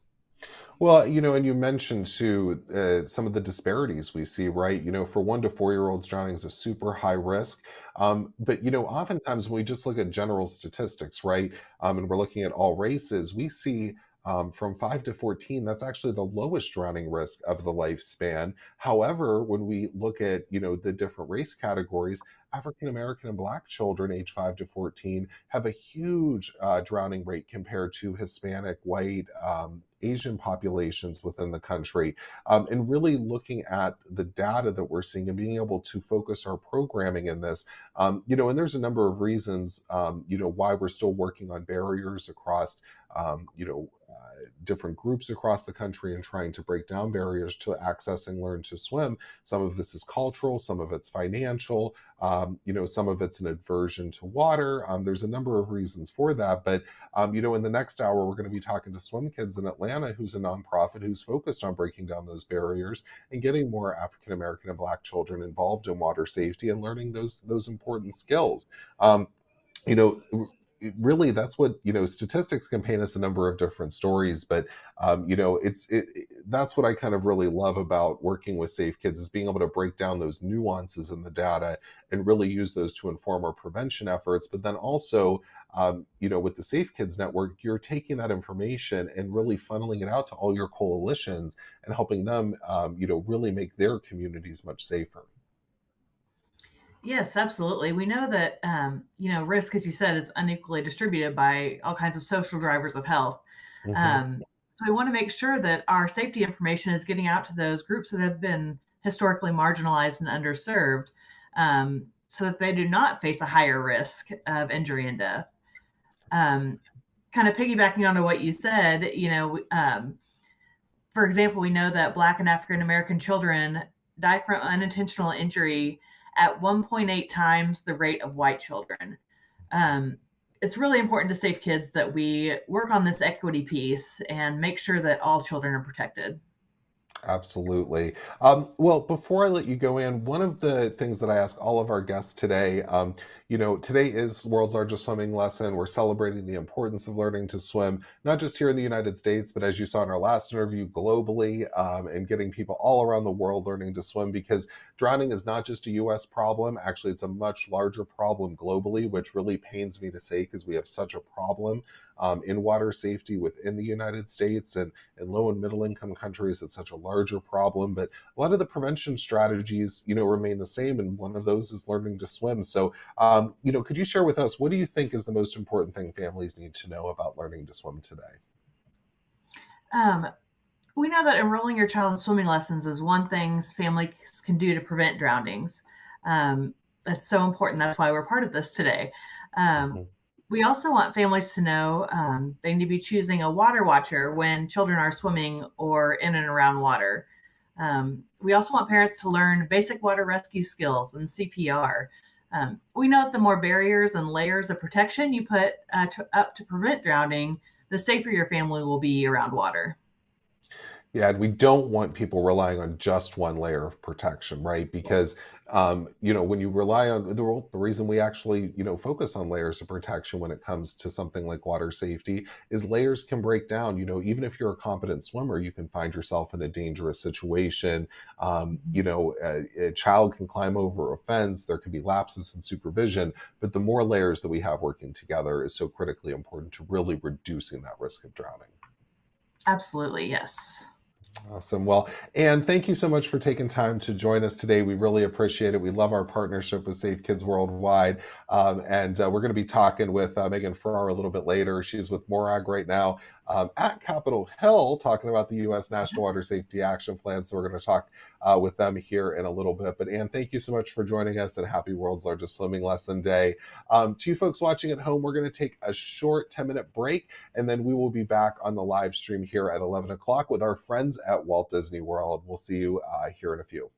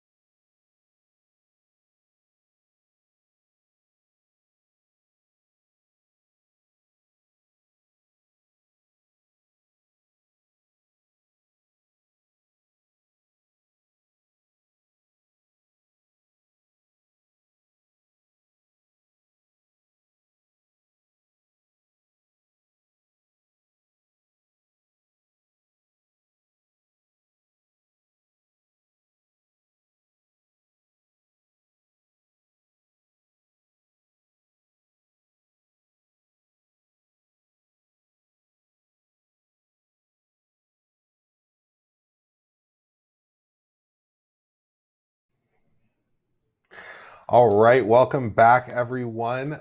Earlier today, Walt Disney World at Typhoon Lagoon was participating in World's Largest Swimming Lesson.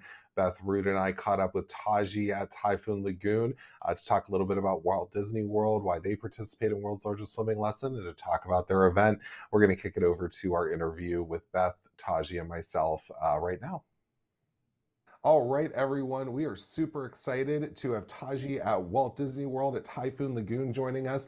They are conducting their world's largest swimming lesson right now. Taji, good morning to you. How are you? Good morning. We're so glad to be here.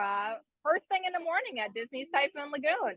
Well, we are so excited you guys are part of Team World Largest Swimming Lesson, as always, and super excited to have you with us this morning. So I understand Typhoon Lagoon is obviously hosting World's Largest Swimming Lesson today in the state of Florida, and this is happening all across the U.S.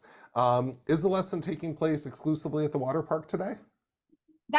That's actually a really great question. So today we've invited more than 650 students from the Central Florida region, and they're here at Disney's Typhoon Lagoon, our water park, but we also have students that are at our Disney resorts in those pools. We have more than 50 Disney cast members who are lifeguards participating today, taking the time to walk these kids through all of the safety lessons as part of World's Largest Swim Lesson.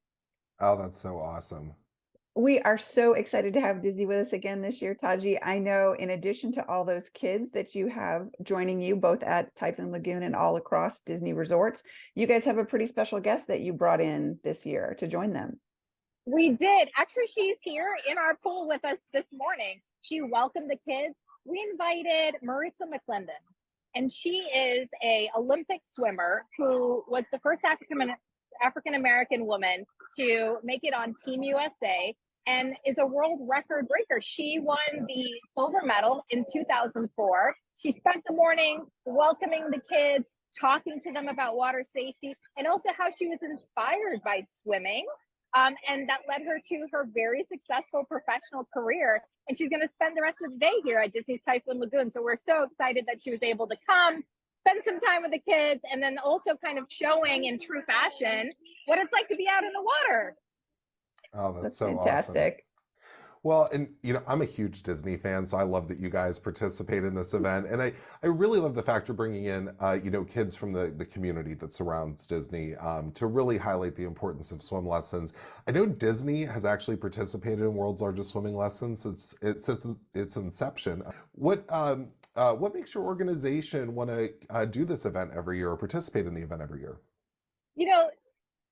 This is really a passion point for our Disney water parks leaders. So they've been a part of this for a very long time. They're passionate about recreation and water activities and, leading water parks that are, renowned. And they came to our team and said, we really want to do something very intentional that'll have a huge positive impact. And our first question was, well, sure. Well, how many students can we invite? And the luxury here is we can have a lot of guests participate. So being able to invite 650 kids across half a dozen different nonprofits in our community, it's huge. And I think that's just a testament to the dedication and the passion of those leaders that we have here who lead our Disney water parks. That's so awesome. Well, Taji, thank you so much for all you do, and thanks to the whole Disney cast for putting this event on and participating as part of Team World's Largest Swimming Lesson and getting the word out about how important it is to learn to swim. And from a huge Disney fan, thank you. It was so great to be with you this morning, and good luck with the event today. We can't wait to see all the photos and the pictures and hear all about the successes. We're super excited. Thank you so much. Thanks for hosting what we think it's the largest event in the state of Florida, and we'll see, maybe in the US. You guys might take it again. You'll have to let us know if we beat that record. Yeah. I love it. We're breaking records all over the place on World's Largest Swimming Lesson. Awesome. Taji, well, good luck. Thanks so much for joining us, and we'll be right back after this.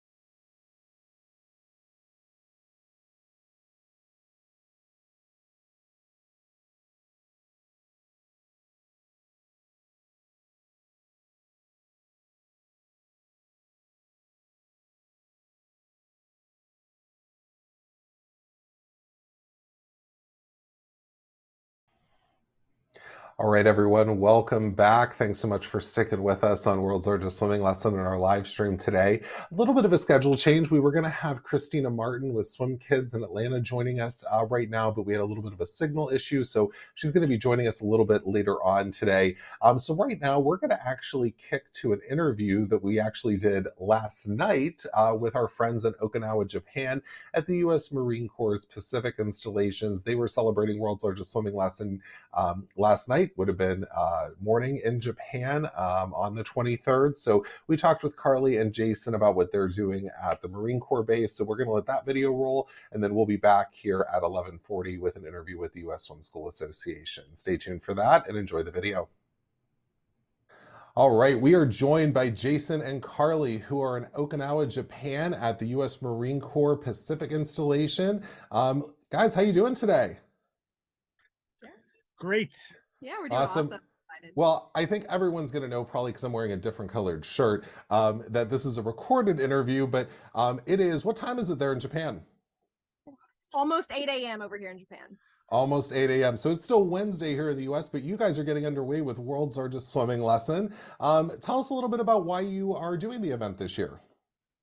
So do you want to start how you figured it out? Sure. So I met Beth Root at the National Water Safety Conference in Colorado Springs this year. I'd heard of the World's Largest Swim Lesson, but didn't know too much about it, and it sounded like a really awesome initiative. I came back, and Carly and I work quite a bit. I'm the Ocean Safety Program Manager for Base Safety here on Camp Foster. So I work with the aquatics quite a bit. We've had one successful event between us in the past few months, and yeah, I wanted to get out of the office and spend a day at the pool. Love it. I love it. On my side, I came from Texas, and so we've actually participated in the World's Largest Swim Lesson a bunch there in Frisco and McKinney, Texas. And so when he told me about it, I was like, oh, we've done this. I can do this. It'll be great. Oh, that's so, well, you know, and what I love about the World's Largest Swimming Lesson is it really highlights the importance of water competency, right? From a water safety and drowning prevention perspective. Tell us a little about your programming that you guys do on base there. Yeah, so on the pool side of things, we offer swim lessons, Red Cross, American Red Cross swim lessons, all ages. We also do something for our Marines and other active duty out here. It's called ADSI, Active Duty Swim Instruction. And that is free swim lessons to any active duty member on island. Awesome. And we try to do that as much as possible. They just tell us what they're trying to learn, and we get the ball rolling with that. We have a couple other events that we do together. Marketing, we just finished up our Ocean Safety Expo here not too long ago. So we do different events like that. We are working on getting our swim team back up and running, so we offer that out here as well. Yeah. His side. Yeah, so coming into summer, I get around and to the different camps and educate the Marines ahead of the summer swim season. It's very risk management based. So, you know, we look at assessing hazards, making decisions, and then putting controls in place. And, you know, I always start with number one, and number one are have an understanding of you and your abilities, and then know the ocean environment. So today is really about understand you and your abilities.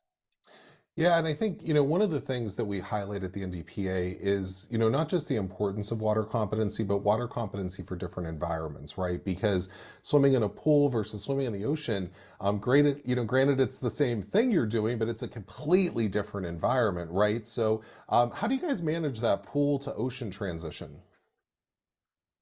So actually, after the Colorado conference, we went to visit Swim for Life Colorado.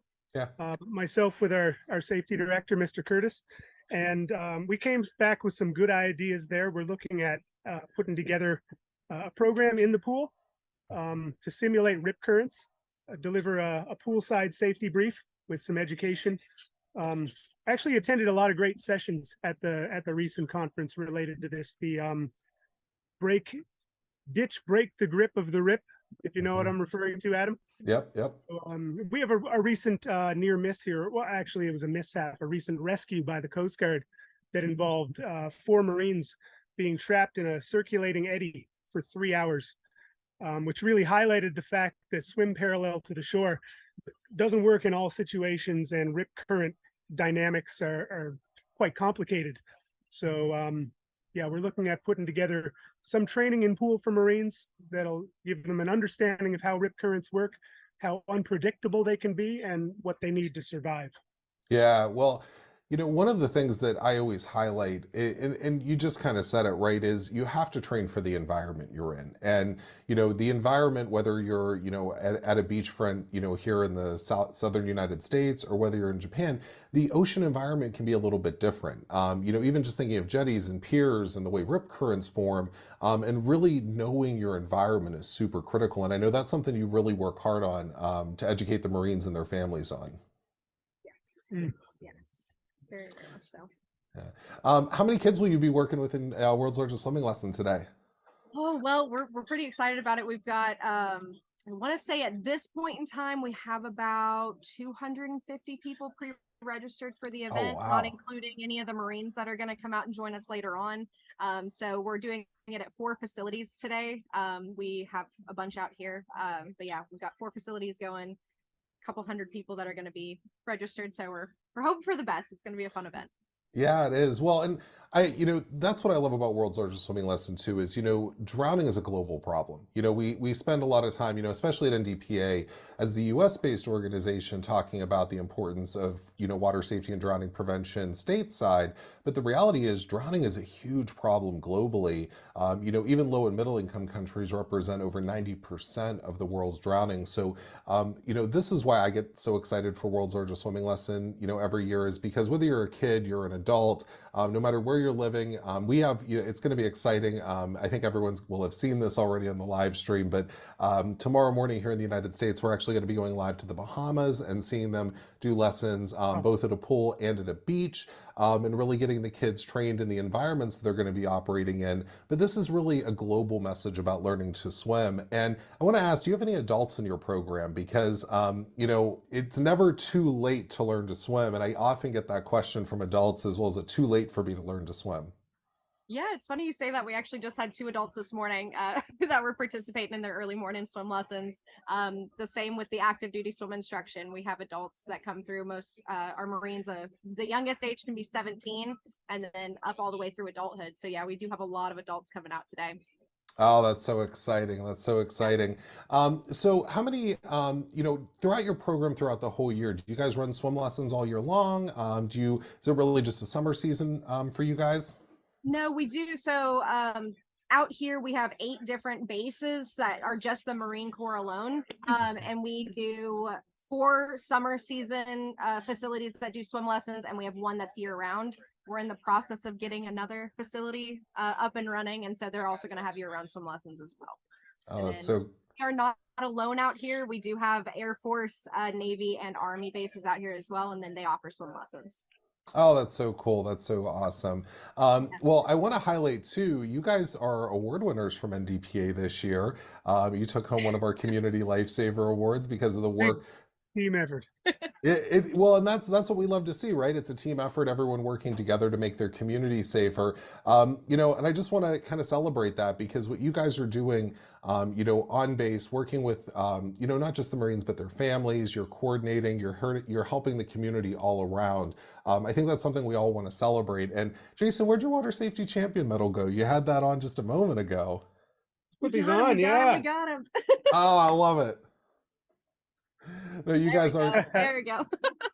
We brought lots of these back from the conference because, like I said, any idea that we come up with for an initiative, we got to work with our marketing people, with our comm strat, and they really make that all come to life. We have to work with the Armed Forces Network, and they help spread the message. I mean, there's just so many people, and sometimes too many with our Ocean Expo. That involved. Yeah, four different 100 people or more, to pull these events off and make them come together. Yeah. Well, and honestly, that's again, learning to swim. We talked a little bit about adults already, but it's never too late to learn to swim. And it's again, knowing that environment that you're in. And it's really pulling it all together, right? And, water safety, not just swimming lessons, is a holistic approach, right? From understanding the risk factors to how drownings happen. And I'm assuming you guys do quite a bit of conversations, just even outside of swimming lessons, just on water safety in general, of what the families can expect on. Do you guys want to talk about that for a second? Yeah, absolutely. So, Carly mentioned we do have she has swim lessons here at all the pool facilities year round. This is kind of standard wear on a January morning if we have a warm week through winter. So ocean recreation is year round in Okinawa. Drownings increase in the cooler months, October through April, because a lot of the time summer is just hot. People like to be in and under the air conditioner. Winter is beautiful. We have beautiful visibility in the ocean for scuba diving. Surfers, it's a great time to be out there. So yeah, it's a year-round effort. Yeah. I don't think we take a day, not a day goes by that we're not talking something water safety. Yeah. Yeah. Well, it is definitely a year-round issue, and I'm sure, like me, you would probably never take a day off from it because it gets in your blood and you just live and breathe it all the time. But I truly want to thank both of you for being part of Team World Largest Swimming Lesson this year and helping to celebrate the importance of swim lessons, spread the message of learning to swim. We know kids age 1 to 4, if they learn to swim, they can reduce their drowning risk by up to 88%. We know it makes a huge difference with adults. And just thank you for what you're doing because, you truly are making people safer. You guys are true water safety champions, part of Team World Largest Swimming Lesson. And and it really means a lot to see this happening globally, right? Because it's not just the United States, it's all around the world. We need this message to get out and the importance of swim lessons. And that's why we love celebrating World's Largest Swimming Lesson. And we wish you guys success on your first time doing it in Okinawa. That's so exciting. Thank you so much. Yeah, we're excited to do it. All right. Well, thank you guys for. We really appreciate and all of the awesome collaboration. Yes. Great. So many of the great initiatives we've been able to pull off, come directly from the symposiums and the conferences with you guys. So yeah, much appreciate. Team effort. That's what we like to hear. We like to hear you're bringing it home and making a difference in your community. That's why we all do this. And hopefully you guys will be back this year for the conference in Reno. And really, really looking forward to seeing you guys in person again, right? But thank you guys so much, joining us across the world, celebrating World's Largest Swimming Lesson. Best of luck with your events. I'll be sleeping, getting rested up for tomorrow morning for our full day live stream. But thank you guys so much for joining us. Good luck. And we'll be in touch soon.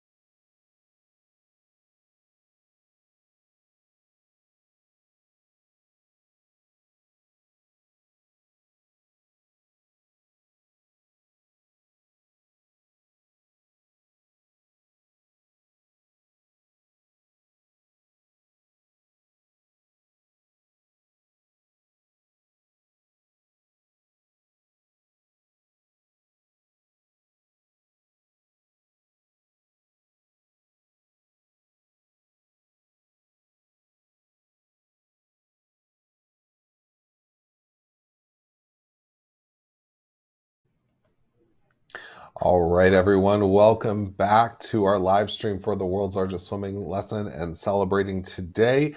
We are now joined by Lisa Zarda, the executive director at the U.S. Swim School Association. Lisa, how are you doing today? I'm great. How are you? I'm doing well. It's such an exciting day talking about the importance of Learn to Swim and seeing all the fun events around the country. And Lisa, I know you and I do a ton of work together, but if you could take a minute and just tell us a little bit about who the U.S. Swim School Association is and what some of your activities are. Sure, absolutely. Thanks, Adam. So, the United States Swim School Association is an organization that came together to bring passionate people together to support better and safer swim schools, and they've been around for 35 years. Historically, the association has serviced swim school businesses, but now we're excited to also announce that we've opened up our membership to now include all aquatic education organizations, as well as next generation. So even people that are considering opening a swim school or starting to offer swim lessons, we have a membership category for them as well. And so we've got a variety of different offerings, some in-person conferences, some online education, and we just recently launched a national fundamental swim instructor certification that's available, and we're really excited to be able to offer that as an opportunity to further elevate the aquatics industry and learn to swim. Oh, that's so exciting. And, Lisa, if you could you explain what a swim school is? Because I will tell you, coming from rural Western Pennsylvania growing up, I had never heard about a swim school until I, truly entered the aquatics, industry. And now I know we have swim schools popping up in my area. So I know it's a growing industry, but for someone who's unfamiliar, could you explain a little bit about what a swim school is? Sure. So I would say for our particular definition, it's actually more about the program of teaching swimming than per se the location. However, that being said, so our membership could be anything from those that have launched a business in their backyard teaching swim, all the way up to the multiple locations and franchises. But we have a number of swim schools that are in facilities that were designed specifically to teach swimming. So the pools are designed to, optimize things like a water depth, temperature, all of that. But really, the focus, I think, is on great quality education. It can definitely work in a lot of different environments. But swim schools, you're right. It's definitely been a growing industry. I think, as I mentioned, we've been around for 35 years, and I think this association started when the swim school industry was really in its infancy. So really, as an industry itself, it's still young, growing, and adapting, but it's really an exciting time to be involved in Learn to Swim. Absolutely. And Lisa, I'm going to go off script for a second and ask you a question, but I know you're well prepared to answer this one. So, one of the things NDPA works at doing, and I know you've worked with Water Safety USA on the same initiative, is really educating parents about what to look for in a quality swim program, right? We developed a Learn to Swim checklist to help parents, identify a Learn to Swim program that's right for their family. Can you talk a little bit about, what makes up your membership and why these are great places to learn to swim? Yeah, absolutely. I'm glad you mentioned that because I really enjoyed the work with Water Safety USA in creating a what to look for in a good Learn to Swim program. So that is available on their website, and then it's also on a blog post on our website. But it really helps to aim and educate parents on the things to look for in a quality program, such as, safety, of course, with proper recommended ratios, staff training, background checks, the quality of the water, the cleanliness of the facility. So there's really a lot of great information now out there for parents to take a look at. And I love your checklist as well. I know we've shared that out there as well to just help parents, prompt them with questions to ask, because there is such a variety of Learn to Swim programs out there. So you want to make sure to, ask the questions and find one that both meets meets, and as an association, we have minimum standards that are available on our website, but then also is a good fit for the learning style of your child as well. Yeah, and that's so important. One of the things that I always, recommend parents look for in swim lessons is talking about the outcomes of the lessons, right? Because so many parents maybe are unfamiliar with the learn to swim process. And I taught swimming lessons for a number of years. I'd love to get back in the pool and start doing that once again. But one of the things that I would hear from parents sometimes is, "Oh my gosh, it's taken my child lesson after lesson to learn. How long is this going to take?" And it's important to remember learning to swim is a process. Mm-hmm. Yeah, most definitely. Every child is going to learn at a different pace as they grow and develop, and they'll be able to accomplish different skills. So it's definitely not only a life saving skill, but it can be, a lifelong learning process, I think. And also, let's also not forget that learning to swim in a pool is going to be very different than when you go to the ocean or, our boating and rafting. So on top of that environment, it's all, also considering all the other environments where swimming can look and feel a little bit different. Absolutely. Lisa, let's talk about, the cost of swimming lessons. I mean, swimming lessons do cost money, right? I mean, pools are expensive operations and we need qualified and certified instructors. But I know you and your membership work really hard to provide access to as many people as possible who may not have the funds to do that. I know you have a great partnership with organizations such as Hope Floats. So can you talk a little bit about the scholarship programs available as well? Yeah, absolutely. I would encourage everyone, if you're thinking about swim lessons, to don't hesitate to reach out and actually talk with someone at your local swim school, because there are a variety of opportunities out there. Hope Floats, as you mentioned, is a great one. It's a foundation that was started by swim school owners, and they do fundraising across the country to help offer scholarships for swim lessons. But sometimes even the swim school themselves will be willing to help out a family that's in need. Because if anything I've learned in working with all the swim school owners, they're just very passionate about learn to swim, water safety, and helping their communities. So don't be afraid to ask, I guess is the best message, if you feel like that's one barrier to getting lessons. Well, I'm glad you mentioned that because that is one of the things that I always encourage parents to do as well when they call into NDPA is, even if you're not sure if your local swim provider, whether it be a swim school, a park and rec location, offers scholarships, if the financial, aspect of swimming lessons is a concern, go to that facility and have that conversation because oftentimes, there's the national programs out there. We talked with USA Swimming earlier today about their grant program. We're going to have Roddy Gaines on talking about Step Into Swim later in the day. And as we mentioned, Hope Floats, but many people in the Learn to Swim community are quite generous and willing to give back to their community when an opportunity presents themselves. So don't be afraid to have that conversation. Yep, absolutely. And Lisa, I know today we're celebrating World's Largest Swimming Lesson, and so many of your members are participating across the country, and we're going to have some representation from Goldfish Swim School later in the day, and Swim Kids Atlanta will be joining us. What does this day mean to your members? I mean, does this really help draw attention to swim lessons? And we see so many swim schools participating. It's so exciting to see. Yeah, we love anything that's going to help provide community education. I think that's one of the biggest challenges that aquatics and drowning prevention has is an awareness issue. So any type of events, anything that can draw attention, awareness, and help educate parents and caregivers about water safety, we're so excited for, because the more people that know, then I think as a general community, the safer we all can be.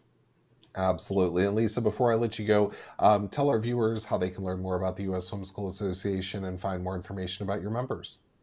Great. Yeah, thanks. So just go to our website, usswimschools.org. There you'll find we've got a directory, a Find a Swim School directory, so you can find a school near you. There's some parent resources available on there. And then for any Learn to Swim programs out there that are listening, feel free to please check us out. We're so excited to be able to welcome so many more that are passionate about teaching swimming into our network. So we'd love to have you. Well, and I just absolutely love that membership change because, really being able to draw in, I've attended the U.S. Swim School Association conferences over the years, and it's really the collaboration and willing to share different approaches and different ways to teach kids to swim in different business models. I mean, it's a huge support network out there. And I know the U.S. Swim School Association is fighting for the industry day in, day out to help grow the Learn to Swim industry, and it's so exciting to see your membership base grow as well.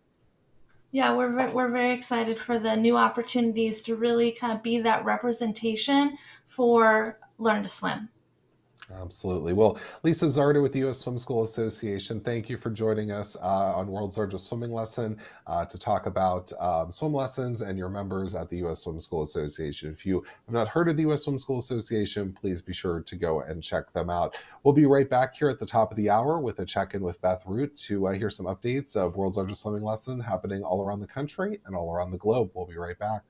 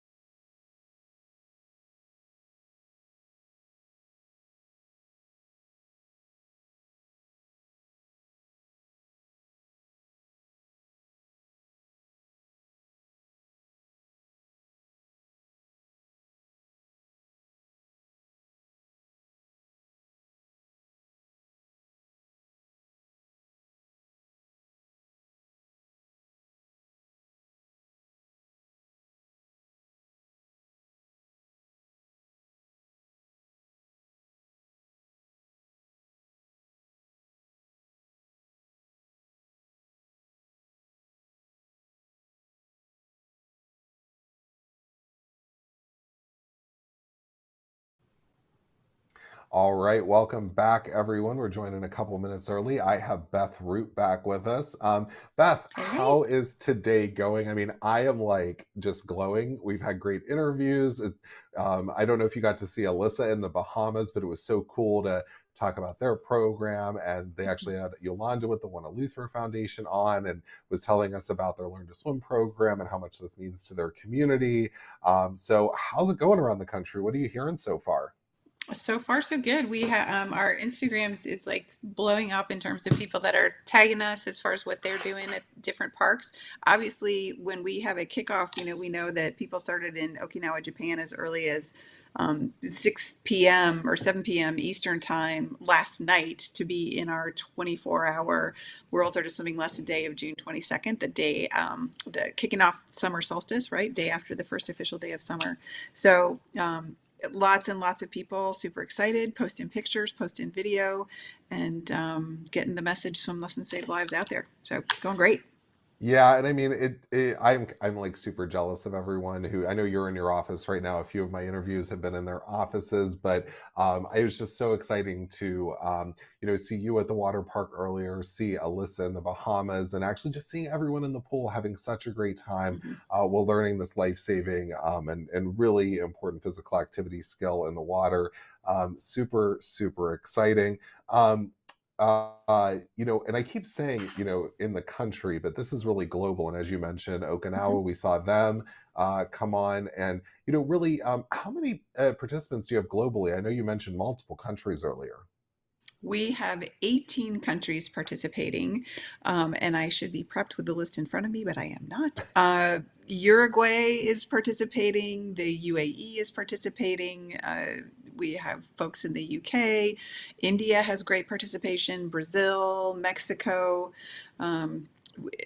We've got some folks in China, Hong Kong. We have a beautiful new water park that's there. That is participating, and I have some photos. I actually was just going to try to pull them out of a Dropbox so I can send them over to you and Leslie, and maybe you guys can share those. So all over the place, all over the world. And then heading towards California, I think in the state of California this year, we have almost 100 facilities participating out there this year. So yeah, I don't really know about that.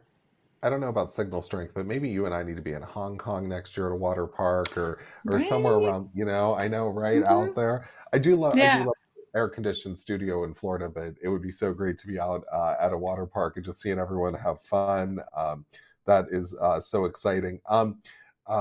Beth, as far as total number of participants and locations around the world, I remember when World's Largest Swimming Lesson first started and you were working with Guinness, all the swim lessons had to be conducted at the same time, right? So you would have people all around the world, sometimes 1, 2, 3 in the morning joining in a World's Largest Swimming Lesson. But now they're able to participate kind of any time during that 24-hour span of World's Largest Swimming Lesson. Has that increased participation?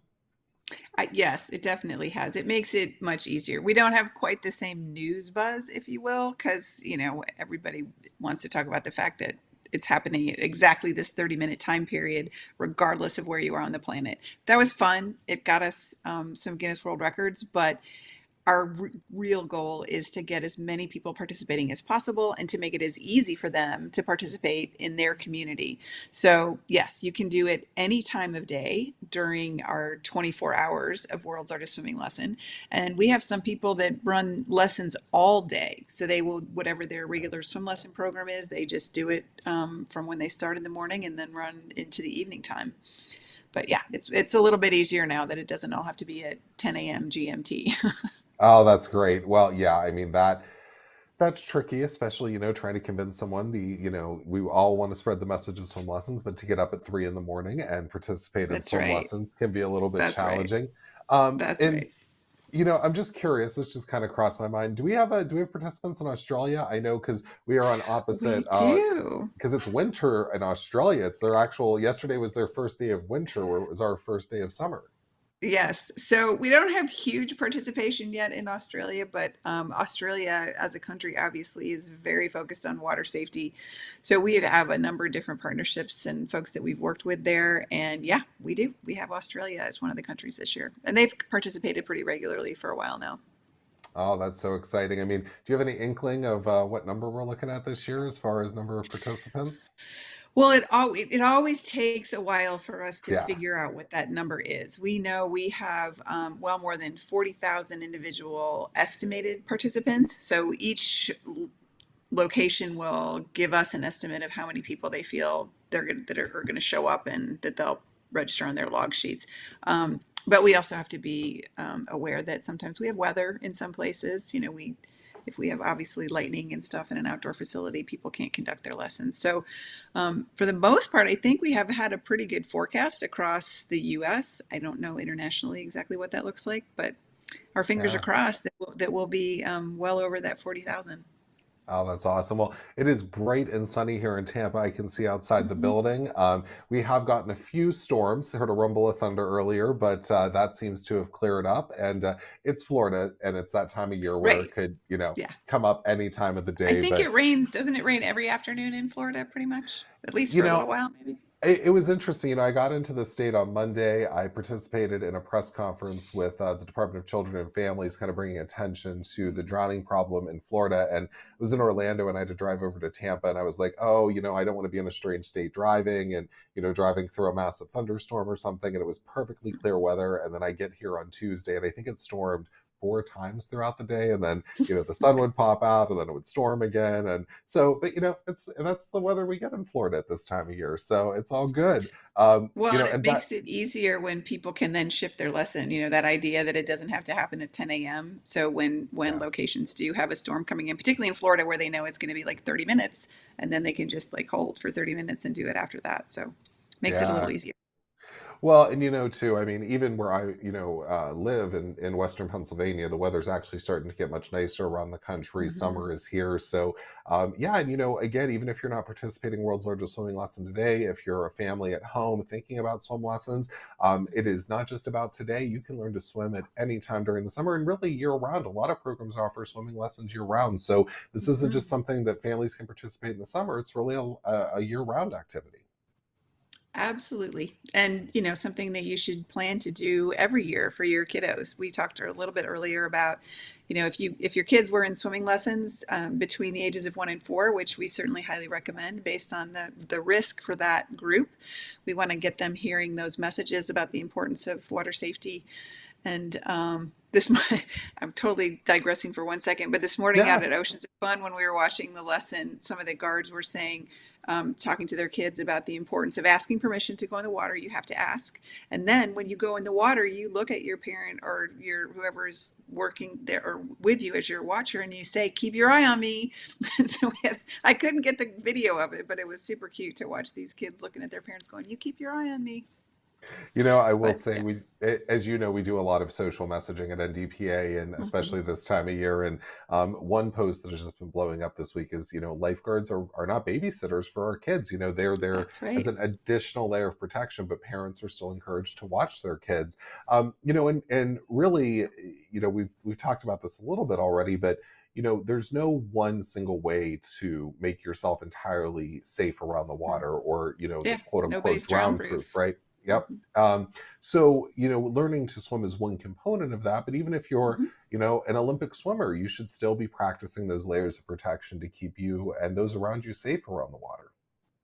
Well, I think when we spoke with Rowdy and Jason Lezak, actually during COVID, we did some virtual things, and they were talking about the fact, because Rowdy's a grandfather and obviously has kids of his own, and Jason is a dad with fairly young kids. And Jason was telling a story about how he talked to his parents who have a pool, and he said, I'm not bringing the kids over until you put a fence around your pool. So even the Olympians know, and their kids obviously are the people that are Olympic swimmers make sure their kids have the swim skills that they need.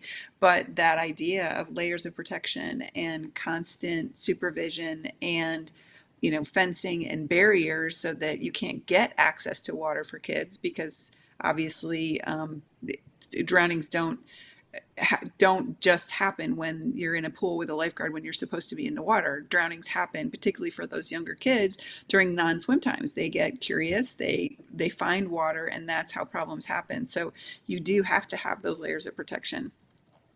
Absolutely. Well, and, this is the other thing, and I can't believe it hasn't come up yet already today. But it's the idea of what else we can teach during swim lessons, right? Mhm. Sometimes swim lessons are the first time a family learns about water safety. I mean, Mhm. we're working with a new partner, and the way we got connected with them is he actually reached out to me on LinkedIn and said, you don't know me, we're not connected, I just learned about your organization, and I have two young kids, and they just started into swimming lessons, and I just learned about how large the drowning problem is, and I want to be a part of the solution. And it really catches people off guard when they learn about that, but oftentimes we hear their first exposure to that is in swim lessons. That's exactly the case. And that's a really big part of the reason why we have this sort of focused, unified message in terms of trying to get people into swimming lessons. Because sometimes, it's hard to fight for people's attention. It's hard to get them to understand the layers of protection. It's hard to get them to understand the need to be water aware. So from the very, very beginning, we've said, no, you're not going to come to a world's largest swimming lesson event and learn to swim in 30 minutes. That's not how that works. The objective is to say, it's really, really important that kids and families are enrolled in formal learn to swim lessons, because that's where they get those messages. That's where they learn about the importance of having a water watcher and all of the risks involved with water, in addition to those water competency skills. Well, and I really have to give a huge shout out and thank you to all the Learn to Swim programs, because it's Mhm. really easy just to say, we're just teaching the kids a skill, but so many of our partners and swim schools and Mhm. water parks and community pools and even independent instructors, really take they go the extra mile to really make sure families are informed about all aspects of water safety. Mhm. And I know other people say this about their industries, but I think the Learn to Swim industry and the water safety world, there's just really good-hearted, passionate people behind this who, really care about the families they serve in their communities and their children's Mhm. safety. Yep. And we feel the same way, obviously, about the water park industry and their commitment to keeping people safe. And always want to remind people that even though a water park is the safest place pretty much you can recreate with your family in the water, that having that knowledge about risks and having that knowledge about being an attentive observer, supervisor for your kids when they're in the water, and not to just like send them off and say, okay, we'll see you later. And I'm going to be on my phone scrolling social media, getting a tan here at the wave pool while you go do whatever. Um, Building that awareness and that connection. Because obviously, the main thing that we really want to do is make sure that we don't ever hear parents saying, I just didn't know. Because Exactly. that's the worst heartbreaking thing that can happen. Absolutely.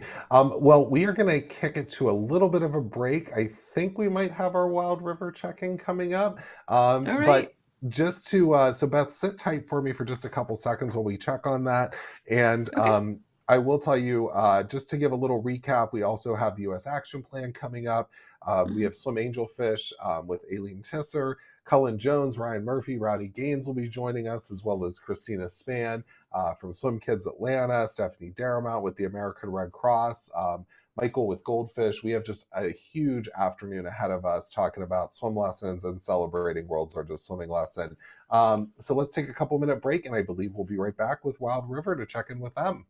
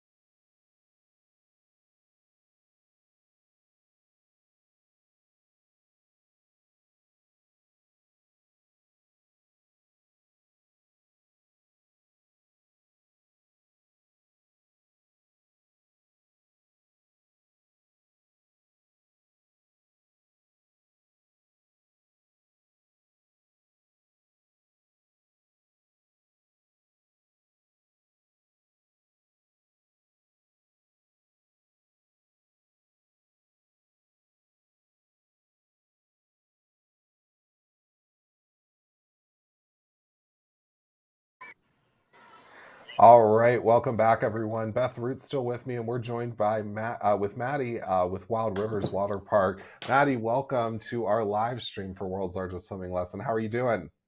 Hi there, I'm doing well. How are you?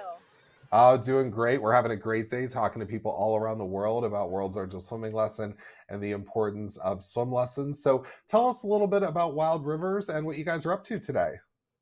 Yeah, so I am here at Wild Rivers Water Park. We are located in Irvine, California. So today we are celebrating the 14th anniversary of the world's largest swim lesson day. So we have almost 300 participants here at the park, and we are just kind of helping to promote the importance of having that strong foundation in swim lessons as a child, not only in Southern California, but also across the world, just to kind of have that as a kid growing up with that, because that is such an important aspect in drowning prevention. Absolutely. And I can hear all the kids behind you having fun, getting ready. And World's Largest Swimming Lesson is a super fun event, as you already mentioned, making families and the kids more aware about the importance of learn to swim and making sure everyone's safe around the water.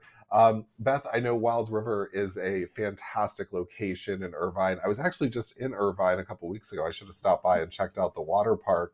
And Absolutely. 300 participants, Beth. That's awesome. Yes, we're super excited. Wild Rivers is a beautiful facility, fairly newly opened after a long time of not being open. So they have been getting some great buzz in Southern California as just the place to be in the water park industry. And I know we've got some folks, Alex Ojeda, who's working with us on social and the water park industry in general is out there today capturing all the fun and excitement. And we're really, really excited to have them on board this year. So awesome. Maddie, do you want to take us around, show us a little bit about what you guys are doing today? I know your event hasn't started yet, but before you do that, I do have to ask a question because I was just in California just about a week and a half ago, and the weather was a little chilly. Has it warmed up there a little bit for today? It has, yeah. Today we're expecting highs of, mid 70s, and it's going to be sunny, which is going to be so nice.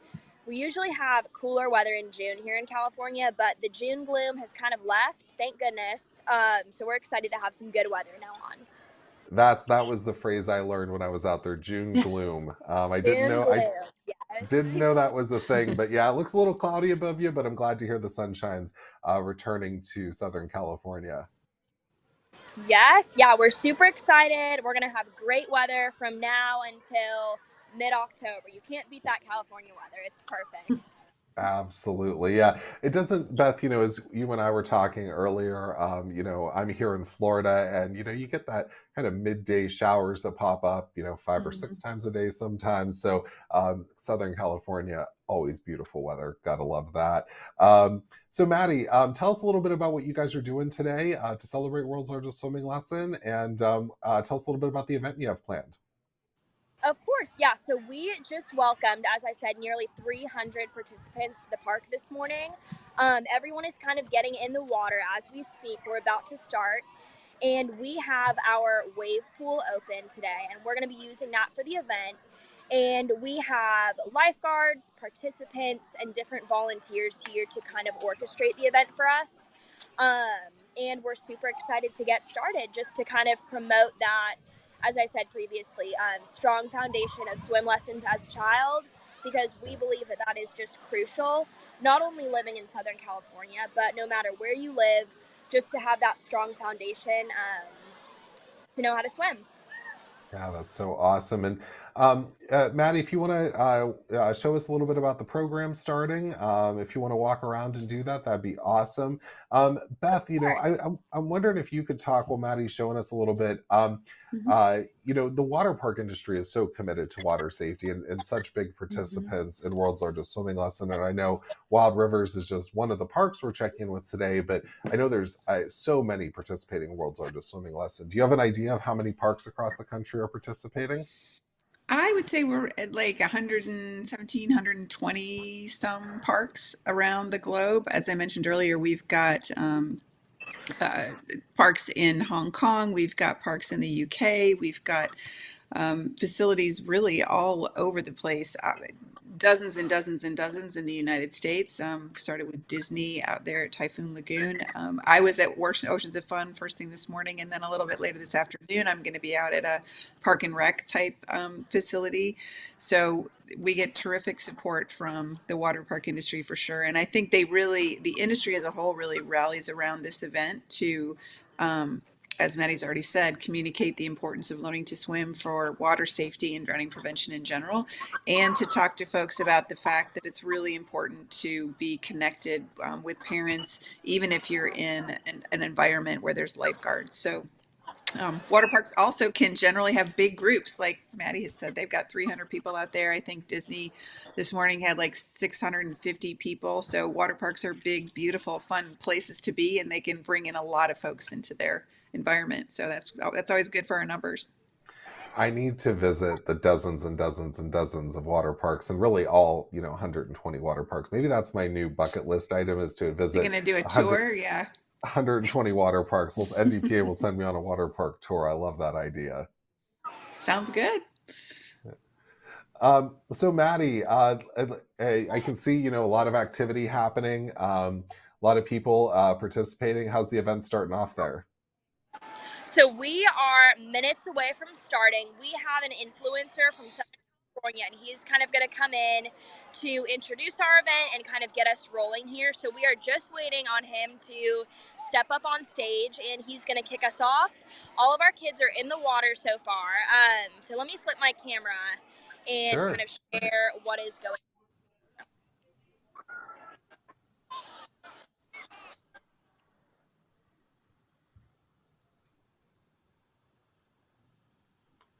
Oh, did we lose Maddie? We might have lost Maddie. Maybe we lost her. We'll see if she Flip the jumps back camera. in. No worries. That is the beautiful part of live streaming and live TV. Oh, she's coming back. There we go. Okay. Gotta love it. Here we are. So sorry for the technical difficulties. But as you can see, this is a view of our pool. So we're utilizing our wave pool today because this is our biggest pool here at the park. And we have lifeguards and kids just about ready to start the swim lesson this morning. So everyone is in the water, super excited, ready to get started for this awesome day. Oh, that's so cool. So cool. I love seeing those pictures, and I want to take a spin down that water slide. That'd be so much fun on a day like this. Yeah, we're going to have to get you someplace on site for a live broadcast, I think. That is true, but I will tell you, my team has me so set up with the lights and the studio and everything, and we need to get the mobile version of that going, right? There you go. I love it. Well, Maddie, we will let you get back focused on your event. Thank you so much. Good luck with today's event. And thank you so much for taking some time to join us on the live stream. And thank you for all you do to promote swimming lessons and water safety in your community. 300 people at an event, super exciting. And I hope you guys have a blast today. Thank you so much. It was so nice getting to talk to you both. Thanks, Maddie. Maddie. And Beth, coming up the rest of today, as I've already mentioned, Swim Kids, we have Swim Angelfish coming up, the U.S. Action Plan, Ryan Murphy, Cullen Jones, Roddy Gaines joining us. So we're going to take another little bit of a break, and we will be back here in just a little bit to kick off some more interviews. And I know, Beth, you're going to get back out there in the field, so safe travels, and we'll see you soon. All right. Thanks, Adam. Talk to you in a bit. All right. We'll see everyone back here in just a few minutes.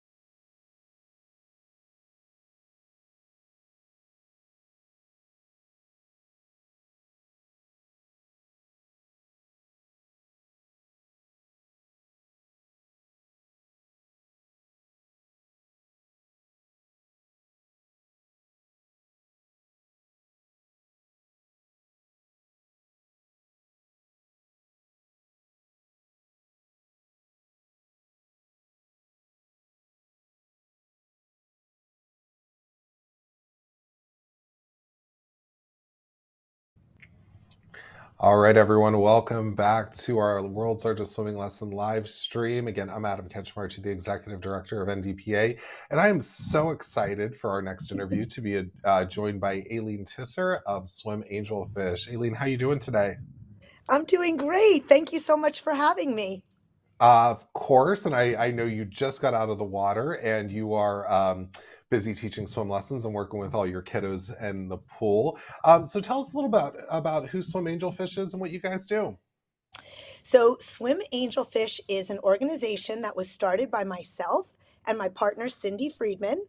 I'm a physical therapist by training, and Cindy's an occupational therapist. And we do 3 pillars of work at Swim Angelfish. We do aquatic therapy, we do adaptive swim lessons, and then we do education for swim instructors and aquatic therapists around the world so that they feel they have the tools they need to work with swimmers with special needs. And, as we're celebrating World's Largest Swimming Lesson today and drawing attention to really the importance of learning to swim, not only from a water safety perspective, but also for a lifetime physical activity perspective, a recreation perspective, it is so critically important for everyone to learn to swim, especially those with physical, intellectual disabilities, as well as those with autism. Children with autism, I believe the statistic now is they're 160 times more likely to drown than their same age counterparts without autism. And that's a staggering number. And, I love the work that you guys do with Swim Angelfish, not just the work you internally do by working with, those that surround you in your communities, working with them in the water, but you also try to expand that and to get other instructors, the same skills and abilities to be able to bring these clients in and work with them. Where did this idea for Swim Angelfish come from? And especially, really growing your instructor base? There's so much I want to say about that, Adam, but to start, again, it started again as a passion for wanting to get kids to be able to reach their full potential and using the water to achieve that. And as we started doing that, so many families came back to us and said, we just need our child to learn to swim. How can you help? And they went to programs, they went to large facilities, large swim schools, YMCAs, and no one was really equipped to understand what their underlying problem was with learning to swim. So that really started us on this journey over the past 13 years to empower swim instructors to really understand the underlying problem and address it with some easy movement strategies so kids could have success. With that being said, it became a big mission to us, especially with joining your organization, because drowning is so prevalent in kids with autism. And I got a text just yesterday from one of my parents who said she turned her back for a minute, went in to get her other child, and her younger son with autism was in the neighbor's pond, swimming, floating on his back and swimming. And all she wrote back to me was, once again, you saved my son's life. And this is so much bigger, Adam, than what it started out to be as a mission. To be able to do something that is so critical and so important and so life-saving, I feel now like it's my duty, as Cindy feels the same, to really provide the resources that people need, because what I did wasn't anything miraculous. I just worked with what I saw his obstacles to be and made sure I got him safe within 3 lessons. And with that being said, yes, we have an online certification program and we have all of this education, but at the very minimum, just if you are a swim instructor or a swim professional or a parent, just go to our website, swimangelfish.com, and click the button on the far right that says resources and just read about our adaptive water safety toolkit. Using just some simple tips and strategies from that toolkit can save a life. So I'm just on this mission of education and making a difference, and it fills my soul to be able to help so many more people than I was able to help in the small circle of angelfish, and the ripple effect has been astounding. Well, I want to come back to a few things that you just mentioned. I tell this story in my community in Pennsylvania. We're a small rural community, and rural communities don't often see drownings as much as say Florida does as a state, or urbanized areas where the population is higher. And I was on my first trip for work after the pandemic, and the dean at my university messaged me and said, "Hey, I'm not sure if you're aware, but we had a drowning in town today." And it was a little boy with autism. His parents were doctoral students at the institution. They were international students, and he wandered almost a mile away from his home. And drowned in someone's backyard pool. And, water is attractive, right, to all children, but especially children with autism. And we talk about layers of protection, right? Fencing, supervision, things like that. But with kids with autism, they're just naturally going to wander. And by skilling the child, you're giving them the tools to help if they find themselves, unexpectedly submerged in water, or if they wander and they, enter a backyard pool environment, or even a pond or any environment that they're attracted to. Skilling those kids is so important. And I see it not so much anymore, but instructors saying, "Oh, I can't work with a child with autism," or they're not capable of learning to swim. And that can't be the furthest thing from the truth. Yeah. I mean, so much I can say to that. Firstly, we have a swim team of individuals with autism. And guess what? Not only are they swimming, they're doing things that I can't even do. They're doing flip turns, they're doing butterflies. So let's just squash that myth right Yep. away. Everyone is capable of learning to swim. And yes, the layers of protection are important, but sometimes a child with autism, you think you're doing a layer of protection, whether you're putting them in a life jacket or you're, fencing in your pool, whether you're asking them to ask permission, sometimes it's not enough. They need to practice with some of that equipment. They need to learn how to control their body when that equipment is on. They need a safe ritual and routine. So every time they see water, they know they're supposed to do something simple like, hands in the air, clap 3 times, touch your toes, look for an adult. That extra couple of minutes could save a life. So building in these rituals and routines around the layers of protection make it even more powerful of a tool and even more powerful of a tip. Yeah, and I'm gonna steal a phrase that is often heard in American Red Cross instruction, which is, teach to the standard, but really skill to the objective, right? And kids with physical disabilities, even, I even think about Down syndrome, right? I mean, these kids are built differently. Their body structures are a little bit different.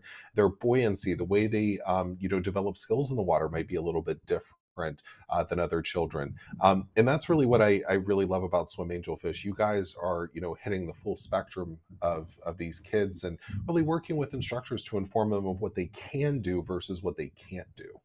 Right. I always say if an instructor is struggling, it's not the child that can't. It's up to the instructor to say, how can I? How can I make it happen? So you just brought up something very interesting. A child with Down syndrome, their body is different, their muscle tone is different, their center of buoyancy is different. Understanding that, addressing that obstacle by something as simple as maybe adding a little bit of weight of like a cotton shirt and cotton leggings for their first lesson so they're not so buoyant, teaching them the motor plan.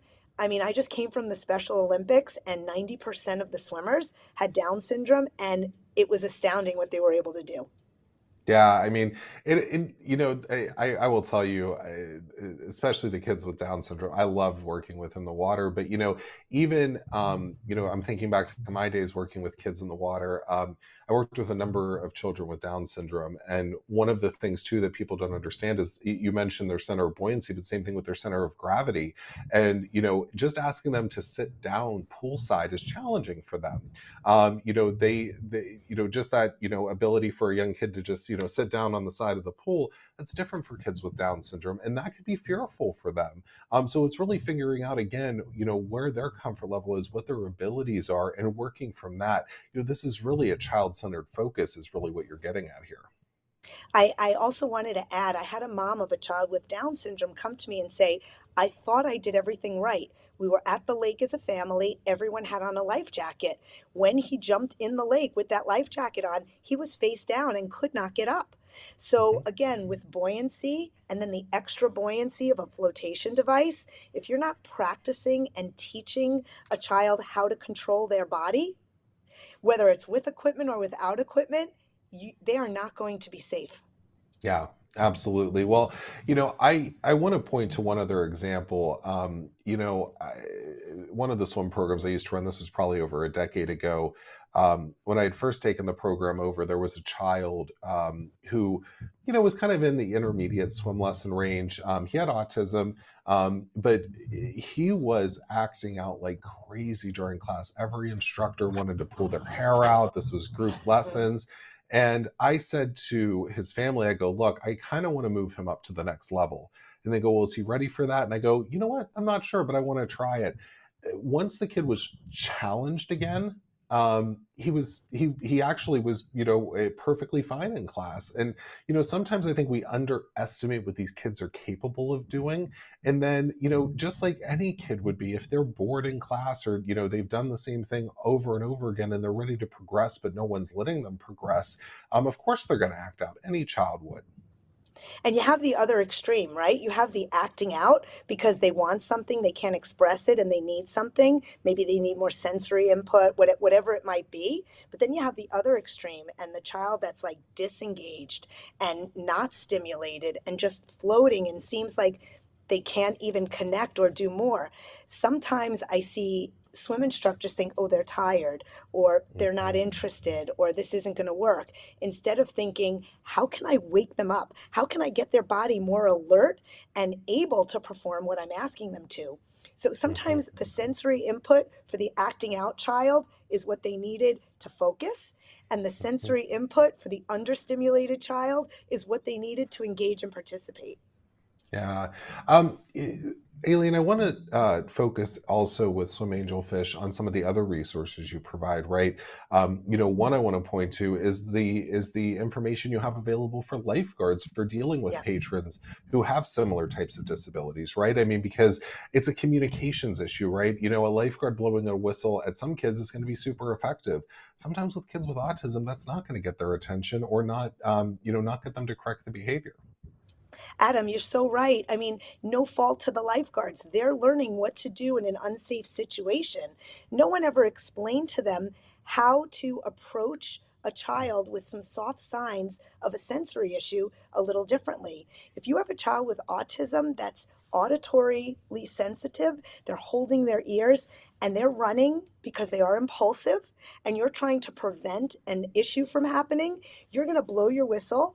You're going to yell no running, and that's going to scare them even more and send them into what you call fight or flight and escalate this whole situation of danger and can actually cause more harm. We have that short 17-minute video. It's on YouTube, and it's on our website on the mini courses under resources.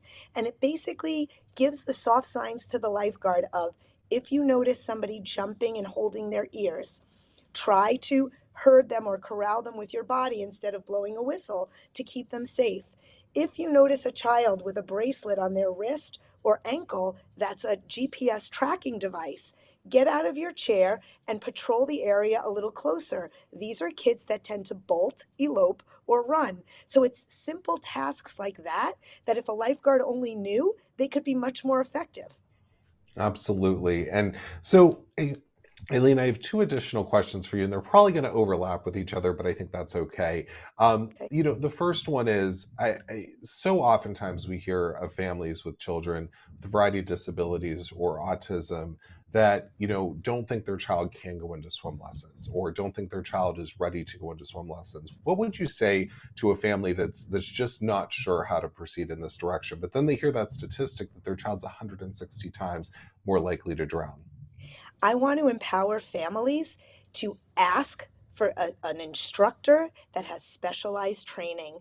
Parents, I've seen, and it breaks my heart, they'll go to a larger, more franchisee, neighborhoody swim school, and their child will get plopped into a group and not succeed and stick out and make a scene. And then the parents are mortified, like why they even tried. And if the first question they asked were, do you have an instructor with any specialized training?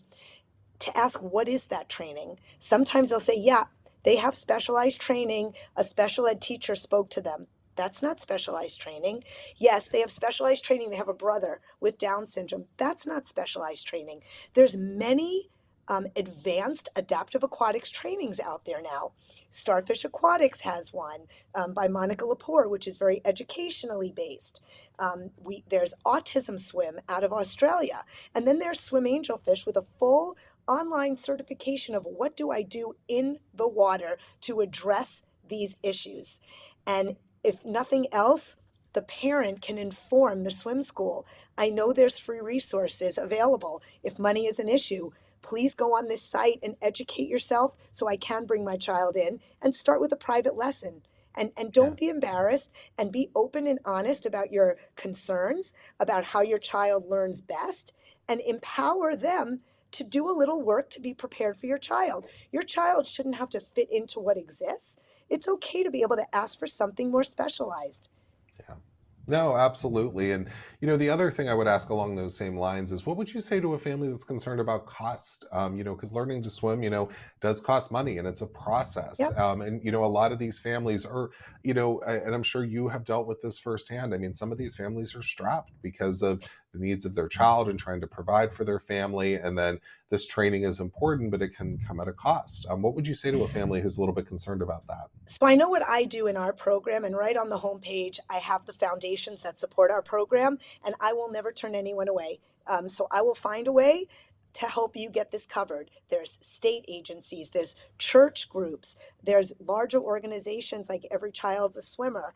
There's so much out there that's available. Sometimes just going to your special needs parent group on Facebook and asking that question about what's available in your community, you'd be shocked at what you find out.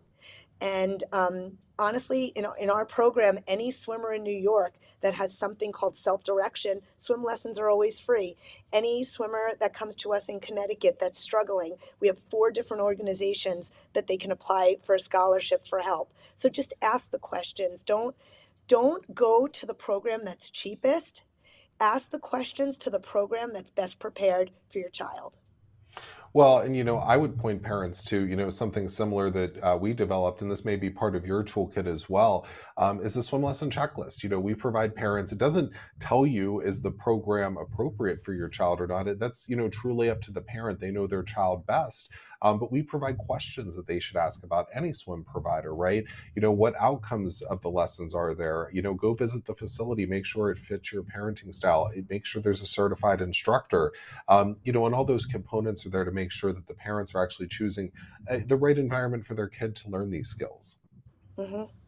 I always say that organizations, especially when they're getting their staff trained or certified, never just train one person and have it go down the line. It's like the game telephone. They'll never get the quality of information as if they do the certification themselves, like CPR. You wouldn't get trained in CPR and then just whisper to everyone what they're supposed to do if they see someone drowning.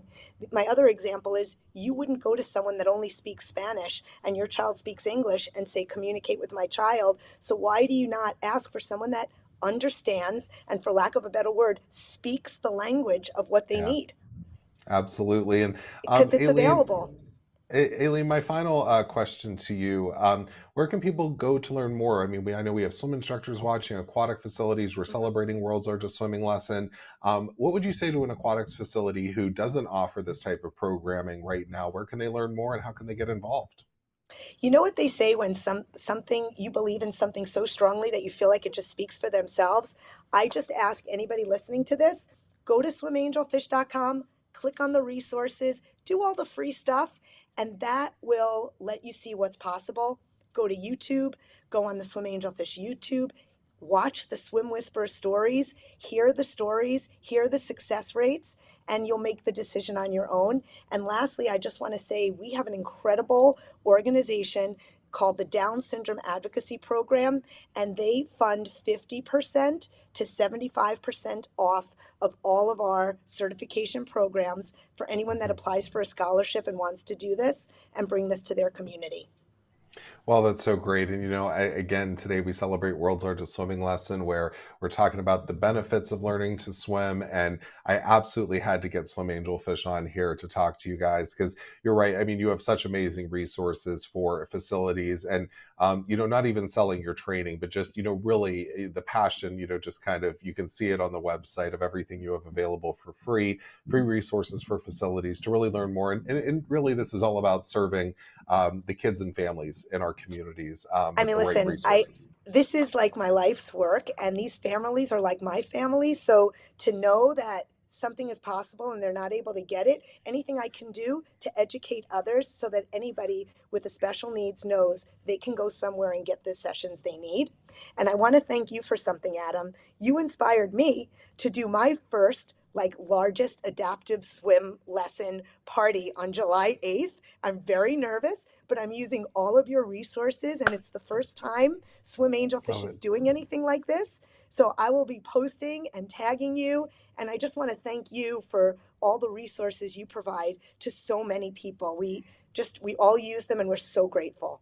Absolutely happy to hear they're being useful. And thank you for joining us today, Aileen. I know we'll be in touch soon. And happy World's Largest Swimming Lesson Day. Thank you for joining us. Happy swimming. Bye. See ya, Aileen. And we are ready to bring in our next interview. And I'm super excited for this one, especially on World's Largest Swimming Lesson Day. Thanks to Leslie's Pools, we're going to bring in Cullen Jones. Cullen, how are you doing? Adam, I'm doing great. Thank you so much for having me. And I'm also inspired by you. And I usually have my medals on, but right after I speak to you, I'm hopping in with these 80 kids. So I'm sorry I'm not wearing my medals and I'm not in my normal uniform. Nah, it's all good. It's all good. I'm actually quite jealous. I can tell you're poolside, ready to participate in swim lessons. I unfortunately am in a studio talking about swim lessons all day. I get to visit all these beautiful water parks and venues all day. And Beth Root and I were talking earlier. I need to get out poolside next year for this event. But Cullen, I know this is important to you. Could you tell us a little bit about your Learn to Swim story and why World's Largest Swimming Lesson is so meaningful for you?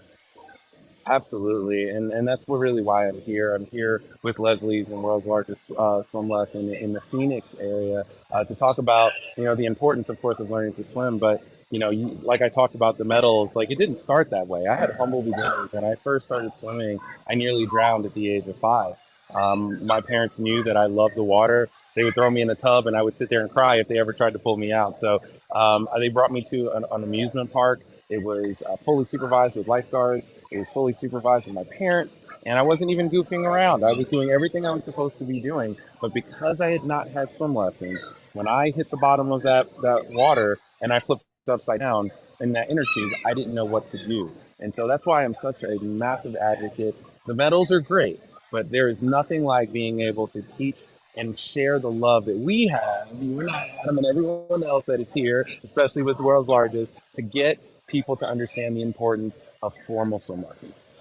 Absolutely. And Cullen, I know you share your story about your personal experience, and I love what you just said, right? I mean, the medals are wonderful, but really learning to swim carries so many benefits, right? From a water safety perspective to lifelong physical activity to competition if a kid wants to go in that direction. But everyone should learn to swim. Again, water safety, lifelong physical activity. And we're constantly working, unfortunately, as you well know, I mean, we have really big disparity rates that we see in our drownings, especially with African American and Black youth in the country. And, we really want to get these kids in the water as early as possible to start making them safer around the water. And I know you've done a ton of work in that space. Could you talk a little bit about your work?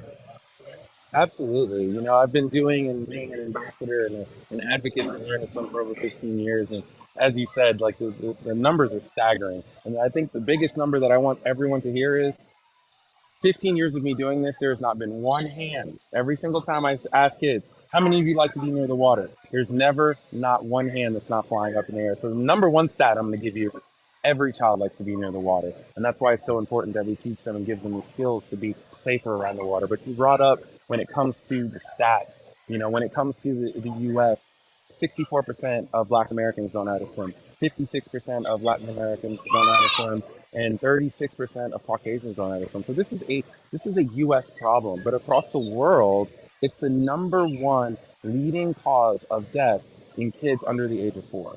This is a global problem, and we actually have the answer. It's right there. It's swim lessons.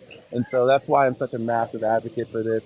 The numbers were higher about 10 years ago, and I'm so happy to see that the numbers are starting to come down. That 64% was originally for Black Americans was 70%. So I know that the work that we're doing with groups like Leslie's, with groups like World's Largest Swim Lesson, we're starting to see those numbers trend towards the right direction. But guess what, Adam, we're not done. We're not No, done we're yet. We've not. got so much work to do, and we're going to continue to do it. Yes, we are. Yes, we are. And I mean, I really think too, that's why I love World's Largest Swimming Lesson, right? Because, it talks about the importance of learning to swim. It's fun, and it's exciting. It's great for recreation. I mean, I tell people all the time, I mean, we want people recreating around the water. Sometimes when people hear I work in drowning prevention, they're like, well, you don't want people around the water. And it's like, no, we want people enjoying the water. We Quite want the people opposite. Yeah. yeah, we want people Yeah. doing it safely though. And we talk about our layers of protection, right? Fencing, supervision, swimming near a lifeguard, all these things. And one of the most important things is being skilled yourself and having at least basic water competency skills that if you find yourself in water, you know what to do.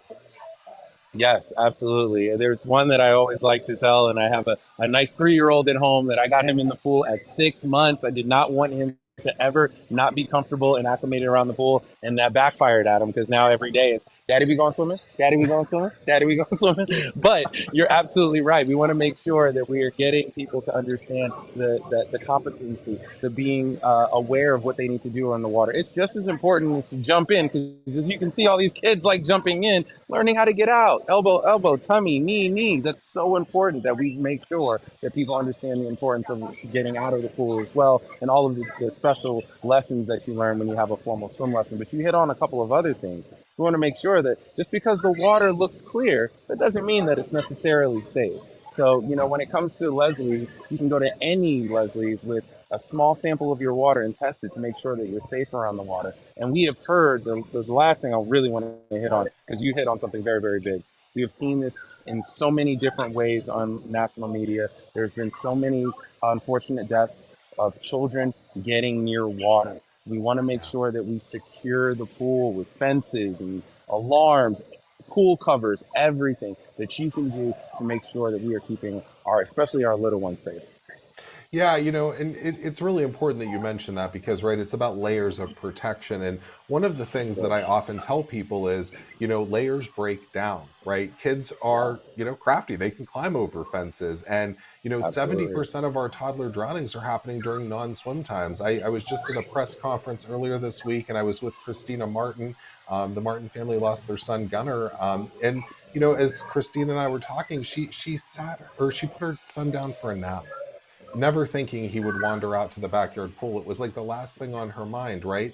But getting these kids skilled early. I mean, you mentioned your son getting him in the water at 6. The American Academy of Pediatrics now recommends kids can be ready to start swim lessons as early as their first birthday. Now, I think you would agree we're probably not going to see a 1-year-old backstroking across the pool, but they can learn some basic aquatic skills, right? Listen, I had my son in at 6 months, and he was trying. Let me tell you, he was trying. Not the best form. I'll take the blame for that. But he's definitely in the water. But you're absolutely right. You never expect, like even in my situation, when I came down, I was at a water park. There were lifeguards there. My parents were there. I was not, doing something I was not supposed to be doing, and I was still able to go underwater. So we really want to make sure that we're teaching our kids to swim and learn to swim. But as you said, she put her child down to sleep. You never expect that child to wander off into the pool. We want to make sure that we are doing everything we can. Secure the pool, make sure the water is healthy, but more importantly, just make sure that we are protecting our children, as you said, with all of the layers that we possibly can. Absolutely. And Cullen, just to wrap up, I know you're there working with Leslie's Pools and World's Largest Swimming Lesson. Tell us a little bit about Leslie's and why they're so involved in this water safety mission. Leslie's is the #1 pool and spa distributor and any type of being around the water. So we really I want to say thank you for at least even bringing me on and having me for year 2 of a partnership and teaming up. But, all the things that we talked about, learning to swim, securing the pool, maintaining healthy water. These are the pillars that Leslie stands on. And as we said, the layers are so important. With those 3 layers, we feel very, very strongly that you will protect not only your little ones, but your entire family. I have heard 15 years of doing this, Adam, and I've heard some horrendous stories, but we truly believe that if you do these 3 things this summer, this week marks summer, you are keeping your family safer around the water. Absolutely. Cullen, well, thank you for taking a little bit of time out of your day to join us on the live stream, and go get in the pool with those kids, have a blast, and enjoy World's Largest Swimming Lesson. Thanks so much I don't for think I joining have a us. choice, Adam. They're going to pull me in soon. I love it. I love it. Well, go enjoy that water. It looks like a beautiful day there. Thank you. Thank All you. right, we'll see you soon. Thanks, Cullen.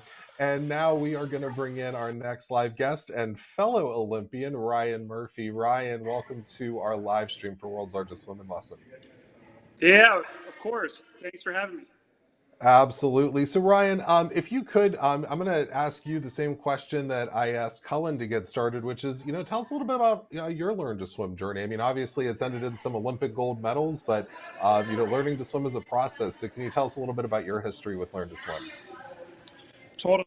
Yeah, so I'm the youngest of 3. So I really was following the footsteps of my brother and sister. And at a young age, we from Chicago to Florida. So a great way for us to be friends in the neighborhood was to join the summer team. So I was a little kid sitting in my mom's lap, just trying to kind of chop it at the bits until it was my time, and I was of age that I could join the team. So I started off in the general swim lessons, the mom and son swim lessons at the side of the pool, and then from as long as I can remember, I loved the water. So when I turned 4 and I was eligible to join that team, I kind of took off the life jacket and was ready to go. Oh, that's awesome. I mean, obviously, I've mentioned it ended in some Olympic gold medals to you, but I mean, what did learning to swim, truly mean to you? I mean, I'm sure it gave you, quite a bit in life, and, our, message today is everyone needs to learn to swim. So, I mean, what does that mean to you? Yeah, I mean, it's really important. I was part of a family where we learned how to do everything. So all of the sports, all of the arts, that was just the way my parents raised me. But specifically for swimming, growing up in a city like Jacksonville, Florida, where there's ocean, river, little bodies of water all over, it was really important for me to have that skill, that life-saving skill. And then really fast forward to how my life has turned out now, it's completely changed my life, being able to swim and all the opportunities it's afforded me. Yeah, and we have mentioned this a few times today on the live stream, but the American Academy of Pediatrics now recommends kids can be ready to start swim lessons as early as the age of 1 from a water safety perspective, and getting them in the water as early as possible to start developing basic aquatic skills. I made the joke to Cullen that I don't know that we'll see a 1-year-old maybe performing perfect backstroke across the pool, but they can at least learn some basic skills such as floating and being able to call for help and being able to reach out for the wall. And I know Goldfish offers that as a service as well, and you're working with them today. Can you talk to a little bit about us or about why it's so important to advocate for children as early as age 1 to get into swim lessons? Again, it may not be, to go the competitive route, but also, for physical activity, for water safety, number of benefits to learning to swim. Yeah, totally. You nailed it on your last sentence right there. So drowning is the leading cause of unintentional death for kids aged 1 to 4. So being able to get kids in the water, get them comfortable around the water, it could be a life-saving skill. And we don't necessarily like to lead with that because it is a really fun sport, and you never know how it's going to turn out. So I like the idea of getting exposed to everything you can at a young age. Swimming being a really important skill that you need to learn at a young age. And then as kids progress, they figure out what they're interested in. If it's swimming, great. And maybe one day they do have a really fast 25-yard backstroke. But at the young age, just keeping it fun, keeping the idea on the life saving skill is really important. Yeah, absolutely. And it is World's Largest Swimming Lesson Day, 2023. And I know Goldfish swim schools all across the country are participating today. Talk to us a little bit about Goldfish, who they are, and how they're celebrating World's Largest Swimming Lesson today. Yeah, so from what I've been told, there's over 100 Goldfish swim schools participating in World's Largest Swimming Lesson today. And that's a really awesome thing. So a little bit about Goldfish. They are a learn to swim school. They start at a really young age. I think it's as early as 6 months old, and they go all the way up to age 12. So wherever you are in your learn to swim journey, they know how to teach you, bring you along, and really set you up for success long term. What really drew me to Goldfish is they do things in a really fun way. So their curriculum is really engaging. From the feedback I've gotten from parents, they're really happy with how their kids are responding. And over time, like I can see that a high level swimmer created the curriculum, and so they're learning how to swim in the correct way, so that if they do decide that they want to pursue swimming long term, they have the really good foundational skill set that they can do that. Yeah, and I got to tell you, I'm a big fan of Goldfish swim schools. I know Jenny and Chris quite well, and actually was just at a Goldfish. We did a press conference with the Florida Surgeon General and the Secretary of the Department of Children and Families in Florida, and got to see some of the great Goldfish facilities here in Florida. And we're so thankful that Goldfish and yourself are not just champions in the water, but water safety champions, helping to promote the importance of learn to swim. Ryan, thank you so much for joining us today and just helping to promote today, getting more kids in the water and making more swimmers. It really helps us not only, again, physical activity, water safety, and really the sport of swimming. It's a win-win-win all across the board. I totally, yeah, Goldfish does an incredible job, and then I'm really lucky to be a part of their team. And I'm joining you now. I'm sorry if there was some feedback, but I'm at the Olympic Training Center right now. So you never know. You never know, kids. I never thought I was going to be an Olympic swimmer when I started. I didn't even know what the Olympics were when I started swimming. But you never know how it's going to turn out, and then one day you could be in a spot like me. Absolutely. Well, Ryan, thank you so much. Thanks for inspiring kids. And it looks like a beautiful day in Colorado Springs. So enjoy yourself. And thank you so much for joining us. And folks watching at home, we will be back after a short break with Rowdy Gaines and a few other guests to wrap out our World's Largest Swimming Lesson live stream. We'll see you just in a little bit.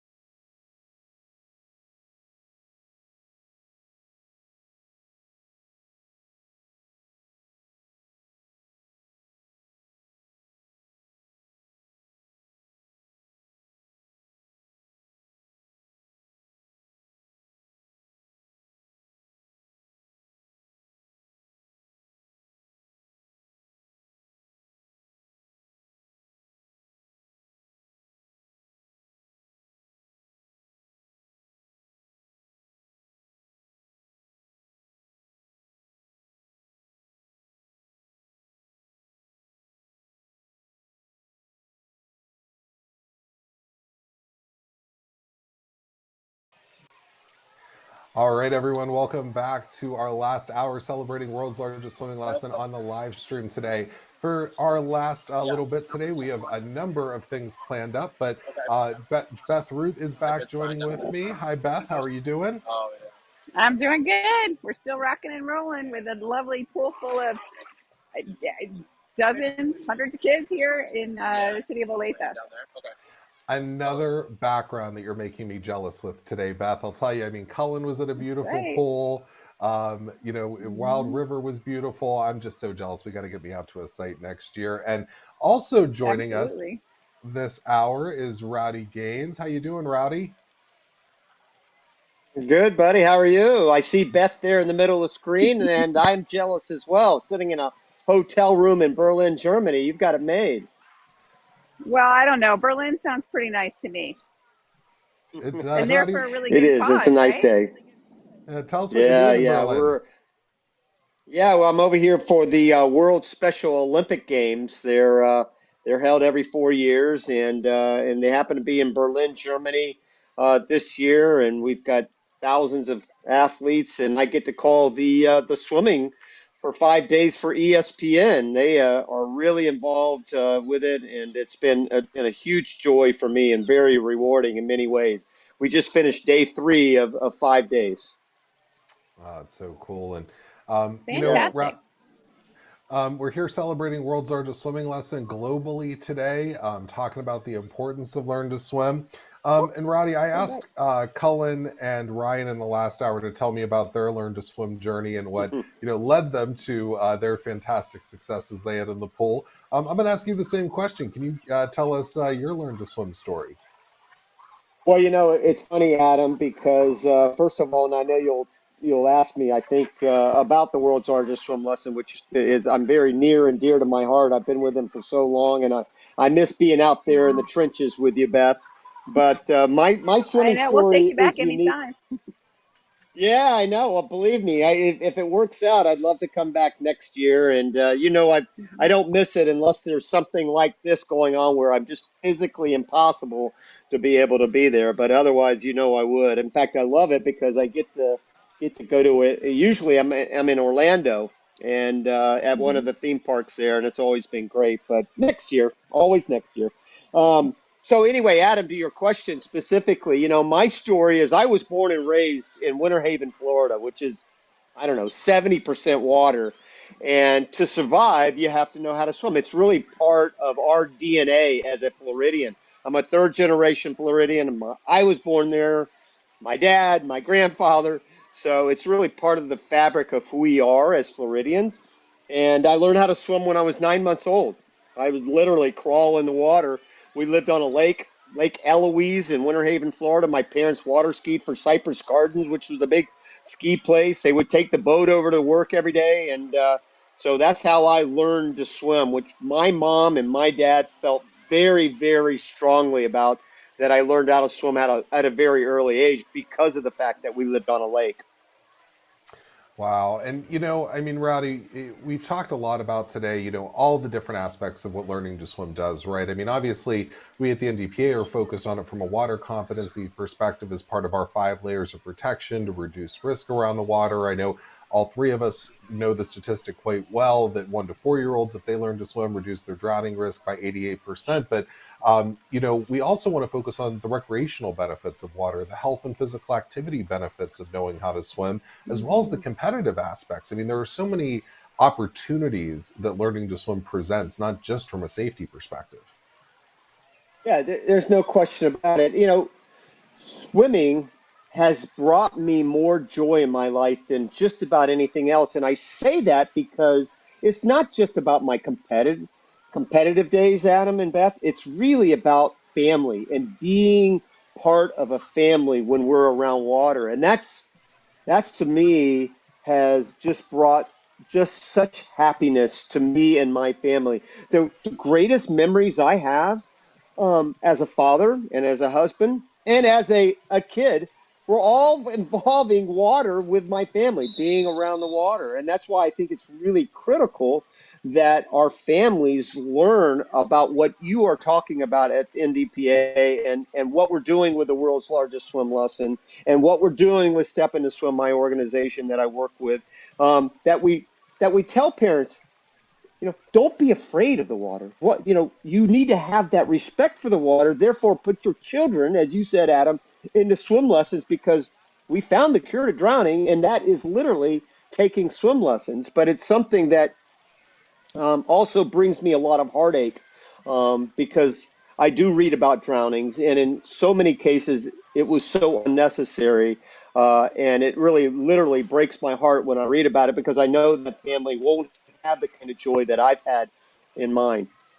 Yeah, and we're going to talk just in a few minutes. We're going to bring in Christina Span with Swim Kids in Atlanta and the great work that they're doing, and talk a little bit about their mission. But Beth, I want to ask you. I mean, how's today going in your eyes? I mean, I know you. I see all the family fun activities happening behind you, and I'm getting more jealous by the minute that I'm not there splashing around in the water and participating. But how do you think today's going as far as number of participants, locations, and just getting the word out about Learn to Swim? Well, I think we're seeing everything blow up really well on social media. If you hop onto any of our feeds or just kind of do a search for it, you'll see it all over the place. And then obviously thanks to NDPA and the live stream you guys are providing, we're getting great feedback starting as early as last night when we had the United States Marine Corps conducting lessons at their facilities in Okinawa, Japan. And then we've had a huge, beautiful, beautiful property in Hong Kong, Waterworld Ocean Park, which is a new park there. And they had literally hundreds of swimmers in their indoor water park with this amazing roof and huge World's Largest Swimming Lesson logo on their back wall. So it's just kind of making its way all the way around the planet. We're excited about it. Well, that's awesome, Beth. And actually, we have some other friends joining us now. We have Torrance from Tank Proof. So I'm going to have Leslie add him into information. And Beth, I know you guys have had a fantastic relationship with Tank Proof, and just excited to have them be part of today as well. We're super excited to have them along. Yes, absolutely. Bring them on. Hi. Hey there. How y'all doing? Torrance Thomas from Tank Proof here. Hope y'all are feeling well today. Good, Torrance. Good to see you. Oh my gosh, great to see y'all. Thank you so much for having me. Would it be better if I turn the orientation of my camera sideways? What's better? We're okay. We can see you clearly. I always say when we mess with technology middle of the broadcast, you never know what's going to happen, right? I mean, work while it's working. As my team goes, I was telling Roddy and Beth before we came on, I just roll with the punches, right? We just whatever happens, we make it work. But Torrance, tell us a little bit about Tank Proof and what you guys do. Yes, so Tank Proof is, man, let me count now. We're a 12-year-old organization that focuses on giving swimming lessons to kids who need it most. And we started right in rural Louisiana, and with a simple mission to help to give kids the life-saving gift of swimming. And my brother and I, who's not on the call, the other co-founder, we're actually musicians by trade. And we saw a need in our local community. This was during the time we had a major tragedy in our state. And we decided to answer the call by selling band merch to pay for kids' swimming lessons. And 12 years later, this is evolved into a full-blown nonprofit organization with 8 key market cities throughout the country that we're currently working and building in and looking to expand as well. Oh, that's so awesome. I mean, we've had a number of groups on today. I mean, I know, we might have lost Rowdy there for a minute, but that's okay. Again, rolling with the punches. No worries there. He's coming in internationally. Yeah, Beth was telling me yesterday, I had no idea that you and your brother were musicians and kind of got this start. I mean, can you talk a little bit about, what did you notice? What was the trigger to really say, like, we want to really make a change here? Because there are so many people. I find these stories so interesting, how people find their way into water safety and really working with Learn to Swim and in the communities. And when she told me that, I just found that so intriguing. Honestly, Adam, it was something, and you asked a very specific question. What was the trigger for us? And no one's ever asked me that specifically. The trigger for us was doing the research at the time, and especially locally, and finding out that there was nobody that was focusing on this issue. And it was almost like somebody dropped off, a load of kittens, or a baby at the fire station, right? You're like, okay, we need to do something with this. I don't know what to do, but we need to do something, and it has to be something that needs to be addressed. It's going to need attention. It's going to need nurturing to be able to grow this thing. And we decided just to answer the call and to start small. Really, just because we didn't see anyone in our immediate area that was focusing on this issue, and that's what got us on the path. Oh, that's awesome. And can you talk a little bit about how many, you said you've been around for 12 years now and on this mission. How many kids have you been able to serve through your mission with Tank Proof? At this point, we've given over 5,000 free swim lessons. Wow. And we are super proud about that. It's something that, we're looking to get this number doubled in the next year or two, actually, as we continue to scale. And it's something that, when we think back and we count it, I'm like, every single child that has come through our program has left with a lot of the same things, which is the confidence that they have to be able to carry themselves, not just in the pool to progress them further, but through life. And that's what we're looking to give these kids. Mm-hmm. Yeah, and that's something that's come up in a number of our discussions today is, Yes. What swimming can truly mean to a kid, right? Like, we at the NDPA focus it on, water safety perspective, right? Learning to swim is a layer of protection. But also, for these kids, it's about recreating, having fun, physical activity around the water. And I mean, my gosh, we've had Cullen Jones, Ryan Murphy, Roddy Gaines with us today, Olympic gold medalists, that are advocating for learning to swim. There can be so many directions. I mean, it's really a gift when someone, learns how to swim that can really, they can carry through their whole life. 100%. I think just to echo that statement, yeah, it changes kids what we call possibility factor. It lets them know that, wow, if you can conquer your worst fear, what's next? You taught your mind and your body something brand new, and in the case of our lesson, in a matter of 5 days. What else can you do? So just setting that seed of possibility for these kids is the biggest thing that I think that learning to swim gives children. Yeah. And Beth, I know you were trying to get in there. Feel free. Sorry. Well, I just wanted to share. I mean, we're huge fans of Tank Proof. We have been for a number of years. We were really excited that their tour aligned with World's Largest Swimming Lesson. We actually first started kind of collaborating with them during COVID, and we're able to bring them on. And when we were trying to give people tools that were like in their backyard and just raise awareness and get the message out that everybody needs to have this right and this privilege and this great opportunity to be able to swim. So I think that's a great message that Tank Proof puts out. And, the fact that they tour around and then provide a series of lessons in oftentimes like a hotel setting. I don't know if people know this, but last year in 2021, when we worked with these guys, they conducted a world largest swimming lesson in the Texas pool, which is the pool shaped like the state of Texas. So they are great at adapting and going into a market and making things work where it needs to work to serve the people that they want to serve. So we're really excited to continue our work with them. And we are so appreciative for you and your partnership, Beth. Seriously, thank y'all for all the help that you've given us, the spotlights that you've given us, the reach that you've allotted us to be able to grow. We appreciate y'all. And Torrance, before we let you go and bring in Swim Kids out of Atlanta, can you tell us a little bit more? If someone's watching and wants to learn more about Tank Proof, participate in your mission, or help you reach more communities, how can they learn more?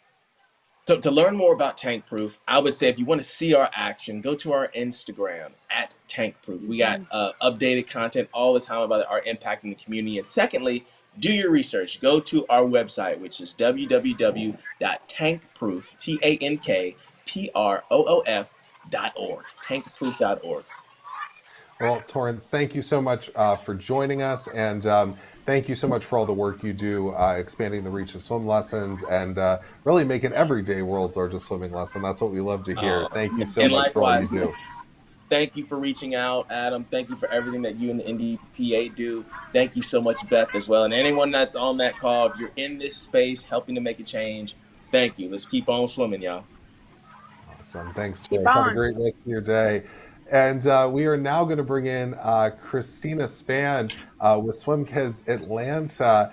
Christina, how you doing? Hi, I'm great. How are you guys? Great. It's so good to see you. Thank you for joining us. I know we had a little technical difficulty earlier, but you are coming in clear now, and we are so thrilled to have you. I got to meet, I don't know if we got to meet at our conference this year, but I got to meet Trish and learn more about your mission. And you guys are just amazing, the work you're doing in Atlanta. So we wanted to have you on and talk a little bit about who Swim Kids is and what your mission is and what you're all about. Thanks. Yeah, I'd love to tell you guys about that. So, Swim Kids is our scholarship program for swim school, and basically, our focus is to target those high risk communities. So, minorities and rural areas, make sure that they have access to swim lessons. So we scholarship students in, and the way we do that, we offer 4 1 hour long introductory lessons. We partnership with schools. We have a grant through the Department of Education in Georgia that helps us do that. We're partnered with different counties throughout Georgia, and we partner with organizations like the Boys and Girls Club, Mocha Moms, and so many others that help us get kids in our water. So today we actually were partnered with the Georgia Water Safety Association, and that's who we did our world's largest swim lesson with earlier. Oh, that's so awesome. And I just love your mission because you just highlighted something really important, right? And that's providing access to people who otherwise may be marginalized out of being able to access swim lessons, right? And there's a number of barriers that we've already talked about today, right? Some people, it can be a cultural generational thing where there's research out there that if mom and dad didn't learn to swim, it's less likely that the child's going to learn to swim. There's myths out there about swimming that we're trying to dispel. And then, also, one of the things is cost. And you bring up the scholarship program, right? I mean, learning to swim does come at a cost for some families. And, really being able to try and reach those communities in need and, not letting the finances be a barrier to be able to learn this life-saving skill is just absolutely incredible. It's a huge part of what we do. And you mentioned how if the family members can't swim, it's less likely that the children know how to swim. So we are so big on the whole family learning to swim. We start at 4 months and we go all the way through adult lessons. So our goal is get the family in the water, and now we can start having family events around water. And we're reducing, those drowning rates by making sure that everyone is not only learning to swim, but learning basic water safety as well.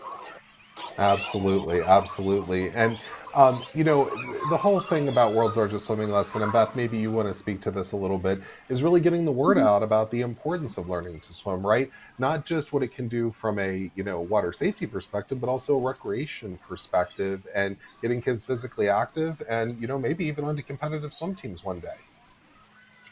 Absolutely. I mean, it's certainly a great way to exercise and move your body. And we want everybody to have that opportunity. I think trying to make sure we're talking to families, to kids that don't have regular access to the water, just like Christine is talking about, and trying to make sure that we can let everybody know that everybody should have this skill and just open that door. I think there's been times where if an adult doesn't know how to swim, then they're not going to pass it on to their kids. So there's really the best way to do that is to work with the whole family, to talk to parents and kids, and getting them just started in swimming lessons so they get some of that messaging as soon as possible is a great way to do it. Getting them started in swimming lessons.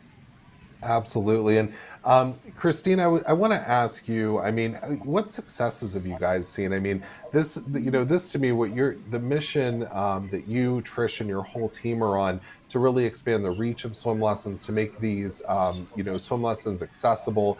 And, like you're saying, just promote, recreation and family fun around the water and show that there's, so many different layers to this. What successes have you guys seen so far? So, well, last year we celebrated our 5-year anniversary, and at that point we had seen over 2,000. We had over 2,100 scholarships. So that was over a year ago. So we've definitely we've had more funding this year too. So we've definitely seen well over 3,000 at this point. And as far as our growth as a program, last January, I think we had about 150 students in the water. And it's winter, so it's slower. But this January, we had almost 500 students in the water. So Wow. we've just seen a lot of growth in our community. We have 4 locations that we operate out of. And even today, it was raining outside. We were at an outdoor pool. We still had world's largest swim lessons. We still had a major turnout. And honestly, we're just kind of happy to be doing the work and see how it's really making a difference in people's lives. Representation in these communities, especially one of our big things is hiring from the communities in which we serve, because one thing for them is representation matters when they're trying to get comfortable in that space. So we want to make sure that we're not just hiring people and sending them out to those communities, but in addition to doing that, we are training people from within that community so that they see people that look like them, that understand their surroundings and their community, and make them feel more comfortable in that space. And we've had a lot of success in that department. Our students are very diverse, which is great. And our team is definitely a reflection of, like I said, the spaces that we're in. Being in South DeKalb, being a mostly Black area, it's something that we make sure is reflected. No, that's amazing. And I mean, really, you're in the community doing this work. And I mean, really, that's I've said it a few times today, but one of my favorite phrases comes from the World Conference on Drowning in 2017. That was, think globally but prevent locally. Right, the work that you're doing in the community is what's making the difference, and really, making these kids safer. Before I let you go, could you talk to us a little bit about your event this morning? How did it go? And as far as did World's Largest Swimming Lesson help bring more attention to the importance and need for learning to swim in the community? Absolutely. I mentioned that it rained, so it was. We had way more people registered, of course, than we had turned out, but we still had a great group turn out. We had instructors and lifeguards there, and so we did a dry land portion and we did an in water portion, and we just make sure so everybody got about an hour and some change of instruction time, whether it was dry land or in the water. And everybody that came received a bag with a towel, and just of course information about our programs, so that way hopefully they see what we're doing, they enjoyed it, and they'll be interested in joining us later, maybe for swim lessons. So that was really our goal today, just trying to spread awareness out there, let them know we're here. If this is something they want to be a part of, they're more than welcome to join our family. The location that we were at today is one of the outdoor locations we have in Clarkston, Georgia, and so that pool goes about to 4.5 feet. So it was a shallow water pool, but huge space, has a zero depth entry, and has a kiddie pool as well. So it was just a very family oriented environment. And we're going to post some pictures. So feel free to follow us on social media at Swim Kids or Swim School. We have both pages. So you can follow us there and see some of that footage from the event today. But yeah, we just honestly, it was just a great time. Our instructors enjoyed it, and everyone was just happy to be a part of it. And we got some Oh, questions that about, so hopefully oh, more that's people. so awesome. And Christina, before we let you go, you mentioned your social handles, but if anyone wants to learn more about Swim School, Swim Kids, where can they go to learn more? So they can go on Instagram. You can go to Swim School. So it's SWEM. So my shirt, Swim School. That's our IG. Or you can do Swim Kids. Both of them are ours, SWEM. And so just so you guys can make sure that you see that. And you can follow us there. You can also visit us on our website, swimschool.com. We do have an app as well.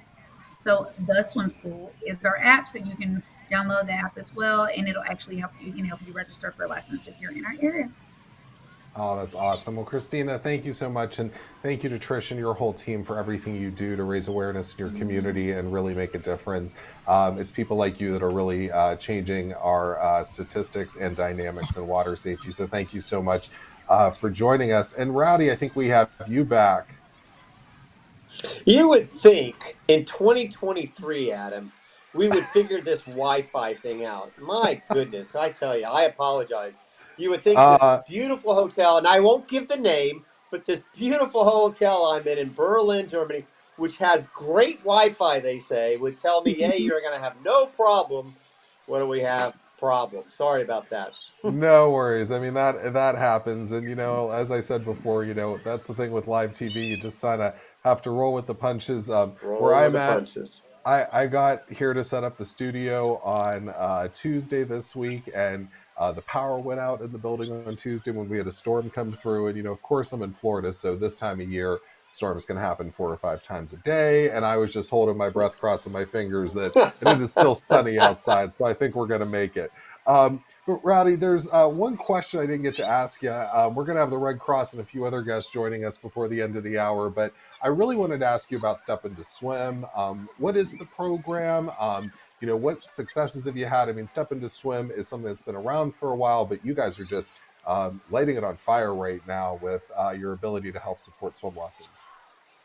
Well, thank you for asking, Adam. Yeah, I've never been more proud of something to be involved with in the last almost 3 years than with Step Into Swim, and specifically the Pool and Hot Tub Alliance. I think the world of the Pool and Hot Tub Alliance, our members have really stepped up in a big way. To be quite honest with you, I didn't even know the names of Floridra and Hayward and so many of the other great organizations, Heritage. I quite frankly didn't know those names before I started with PHTA, but I've learned so much. Oh no. I think we lost Rowdy again. Maybe again. Froze it. It's a long way for that signal to go internationally. It is. We had a couple second delay there, but I thought we were holding out. And what's funny, Beth, is you got to love technology. You're poolside right now, and you might be on a hotspot or just over the cell service. So you just gotta roll with the punches, as we say. Yeah, just gotta roll with it. But I'll finish Rowdy's thought there. I mean, Step Into Swim, for those of you that aren't familiar, is a swim scholarship program, swim lesson scholarship program from the Pool and Hot Tub Alliance, and it really brings a number of entities together to help fundraise for swim lessons. And we might have Rowdy back. Maybe I don't have to finish on his behalf. Oh, you're doing a better job than me, my friend. Let me tell you. But before I get batted out of here again, very quickly, you're right though. We were able to raise money mainly through our industry and a lot of generosity across the board, and we're able to provide swim grants for learn to swim programs around the country, Adam. And as you know, we really believe that swim lessons save lives. We love the 5 layers of protection that you talk about, that we're very much in tune with NDPA. Sabina Hickman, our president and CEO, she's on your board.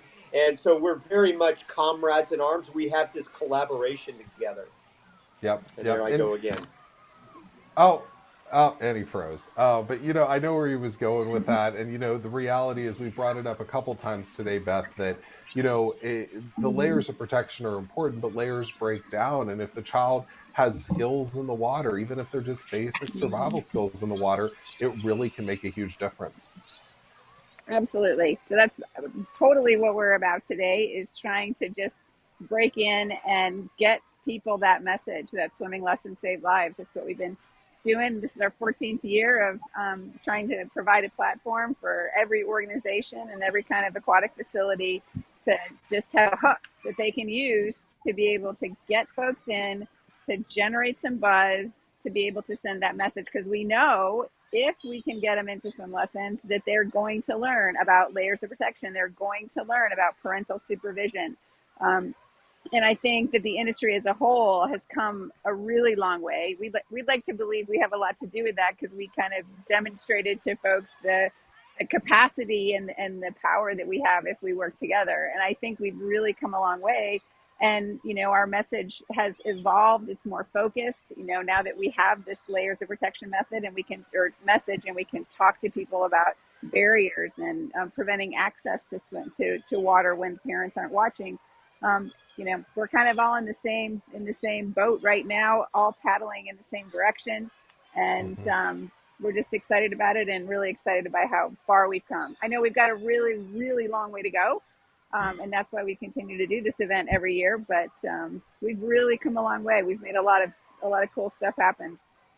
But it's funny you say that, Beth, because I kind of feel this, and I'm sure many watching do. I'm sure you do as well. Sometimes we see the tragic side of what happens around pools and natural bodies of water, and especially this time of year, those numbers start rising, and it's really kind of a gut punch for those of us that work in water safety year round to see that. But I look back. I mean, I started in water safety. I mean, I became a lifeguard in 2005, and that was kind of my first interlude into the water safety space. But really started working nationally, about 11 years ago in the space, and seeing where we were at then to seeing where we're at now is really night and day. And I know we still have a lot of work to do, but when you have to take a step back and kind of look at what we've been able to achieve through World's Largest Swimming Lesson, through all of the partner organizations that that we've had on today. I mean,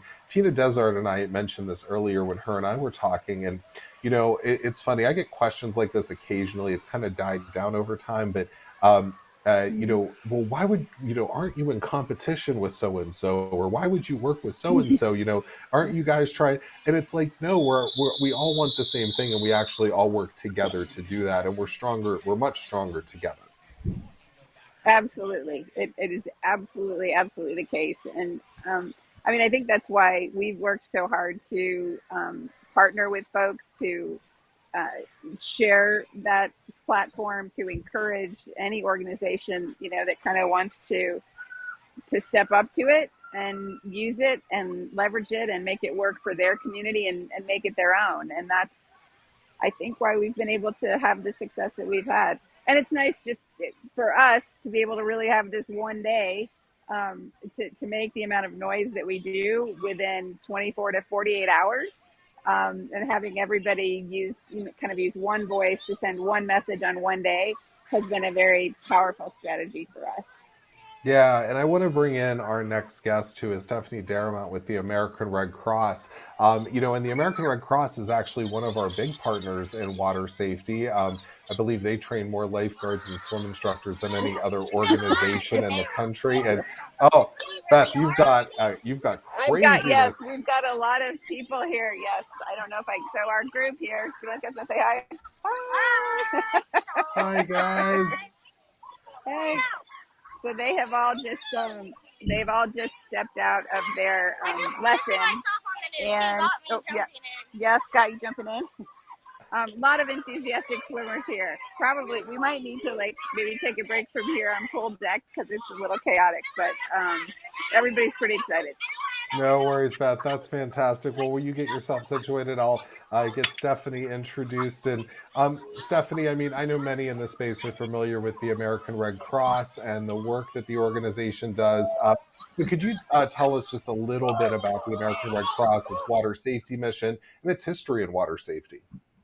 Absolutely. So the American Red Cross's just general mission, right, is to prevent and alleviate human suffering in the face of emergencies by mobilizing the power of our volunteers and generosity of donors.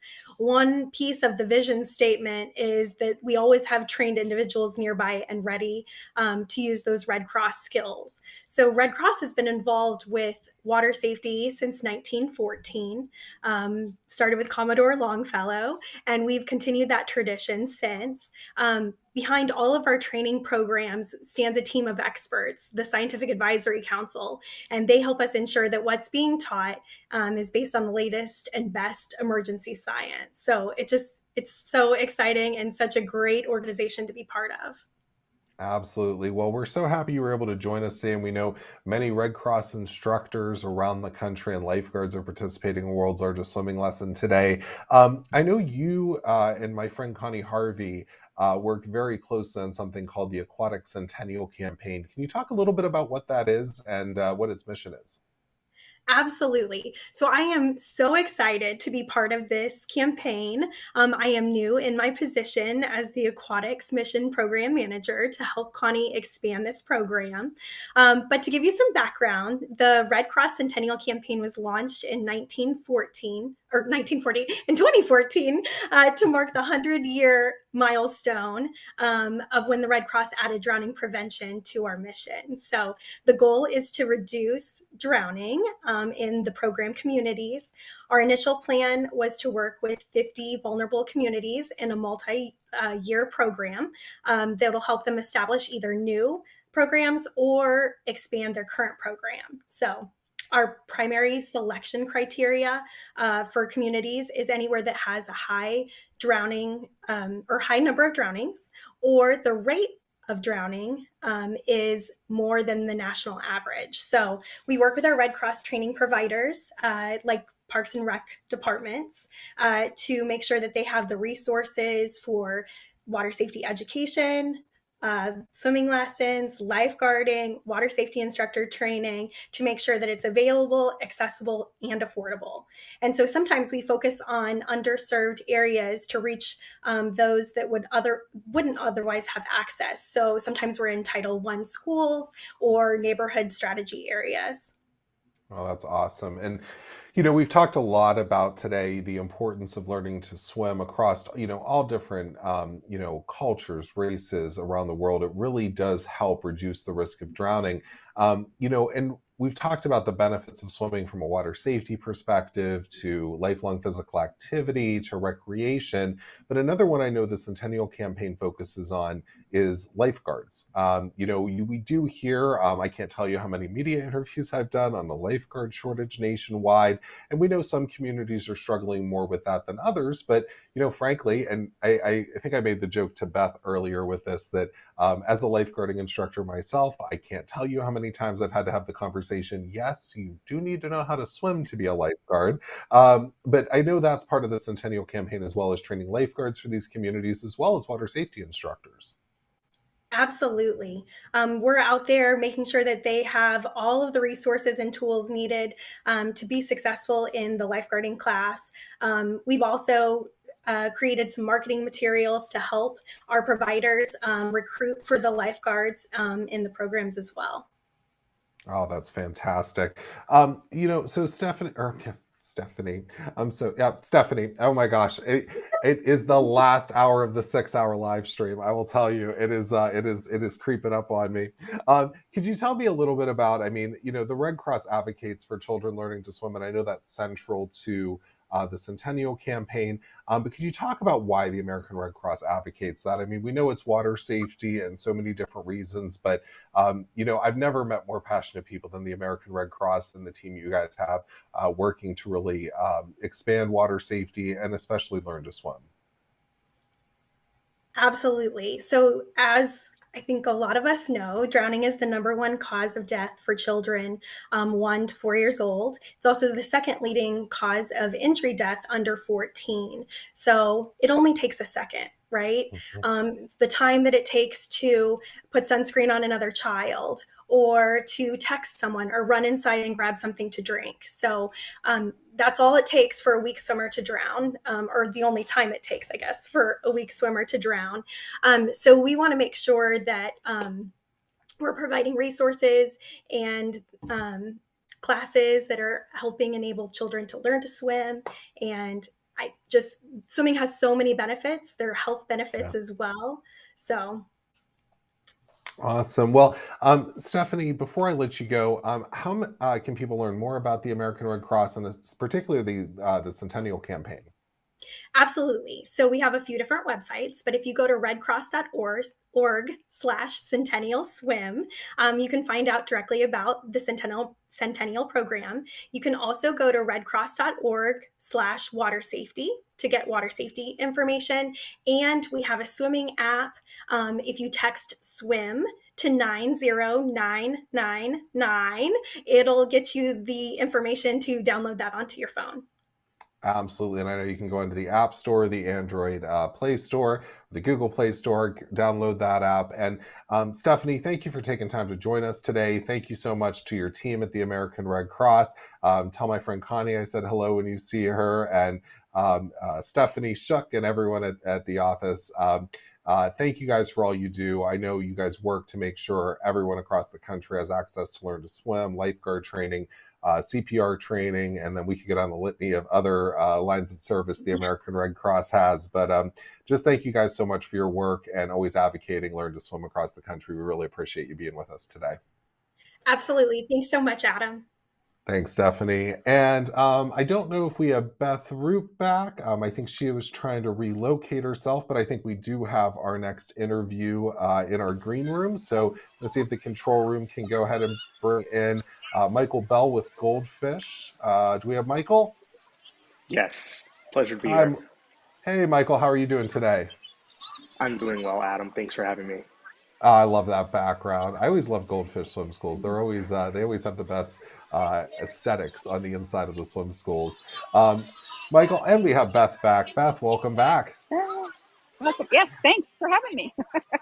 Right? Well, Michael, you're our last guest today, and I'd really love to just kind of learn a little bit more about Goldfish Swim School and how you guys have been participating in World's Largest Swimming Lesson today.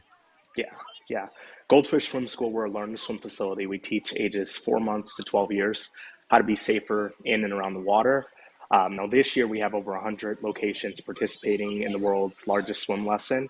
It's an important effort for us. We know that in the summer months, most drownings will happen. 70% of all drownings will happen in the warmer months. So we have a special mission to make sure that we're doing our part to share learn to swim skills for those age ranges to stop drowning. Oh, that's awesome. And, Michael, one of the things too, and I love this about Goldfish, I mean, you guys start early, right? I mean, you get kids in as early as possible. And our research shows that if you learn to swim in that 1 to 4 year old age group, it can reduce the risk of drowning by up to 88%. And that's just, one of the layers of protections we talk about. But you guys start early and you really have a progressionary process that you follow to make sure that kids, no matter if it's just learning some basic aquatic skills and getting ready to recreate around the water, or maybe heading towards a swim team. We just talked to Ryan Murphy a little bit earlier, Olympic swimmer, and working with Goldfish, his journey, and the possibility is really endless once you get started. Yeah, for sure. And like you mentioned, it's about the facility. Our proprietary curriculum, the Science of Swim Play, is about making a fun, safe, bright environment for kids to come learn how to swim. Some of the ways we do that are ensuring that they're enjoying themselves. The instructors learn how to engage with kids the way they learn best, and that's through play. Providing a safe environment for them to do that makes them think they're just here to have fun, here to have a good time. But what they're really doing is learning skills that can save their lives. And that keeps our parents happy, that keeps families happy, and it helps us fulfill our mission of keeping kids safer in and around the water. Absolutely. And Beth, I know Michael just said over 100 sites with Goldfish, and that's got to make you feel good. We're getting a lot of participation across the country in World's Largest Swimming Lesson.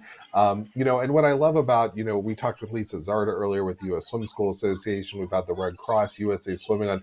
There's so many partners, such as Goldfish, that are out there, participating in Learn to Swim today and year round, and making sure our communities are safer around the water. Absolutely. We're so excited to have Goldfish have stepped up the way that they have this year. Every year we've had some different individual Goldfish swim schools and some other organizations, British swim schools and so on. But this year, Goldfish Corporate really said, you know what, this is a great event and we can use this. We can leverage this to do outreach in our communities. They've done a fantastic job doing that. We see lots of press coming in from these guys, and obviously our connection with Ryan Murphy and other folks. And I think one of the things that we really have in common with Goldfish is this idea of fun, right? Like the topic of drowning prevention and drowning and childhood drowning is not one that people want to talk about. And to be able to attack that with a fun and intriguing and engaging method, whether that's at the Goldfish Swim School with their method of teaching in terms of revolved around play, or whether it's being in a worldwide global swim lesson with everybody doing it on exactly the same day, that helps us break through to get past the tragedy of it and still talk about what's really important, which is making sure that we get kids in swim lessons where they're going to hear those water competency and water safety messages. Absolutely. And Michael, where are you joining us from today? Yeah, I'm joining you guys from Urbandale, Iowa. Oh, I love it. I don't think we've had anyone from Iowa and that area of the country joining us. But, it just goes to show no matter where you live across the country, right, you do need to learn to swim. You need to access those skills and start early. And can you talk just a little bit about the reach of Goldfish and how many different communities Goldfish serves across the country?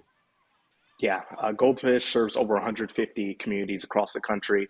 Some of the important work that we do outside of our swim schools includes our water safety program, where we go out into the community. This is schools, daycares. We partner with Safety City and other organizations that are like-minded in terms of keeping kids safe, and we educate them on water safety. So where our reach doesn't extend, where we can't offer swim lessons, we still are sure to be a voice in the community advocating for swim safety skills and water safety skills. That's fantastic. And, I know Beth and I have talked about this a little bit today, but, the idea of, actually, Beth, it was Alyssa down in the Bahamas, and it was pairing their in the water training with some dry land water safety education, right? And, this is something that, we often don't like to talk about, but there are pool deserts in this country where, learn to swim access or access to a community aquatic center or a swim school is limited. But that doesn't mean we still can't educate about the importance of learning to swim, gaining water competency, as well as the other layers of protection that we talk about. Absolutely. And we actually, the World's Largest Swimming Lesson curriculum is actually split up because sometimes we'll be at a facility that's not, like a big community pool like this or a water park where we can host hundreds and hundreds of kids, but we might have a smaller facility. And in that way, then we can have some kids learning dry land skills where we talk about all those key important water safety messages. And then we have part of it where they're in the water actually practicing those water competency skills. So, yeah, I think we got to talk to them whether they're close to the water or not.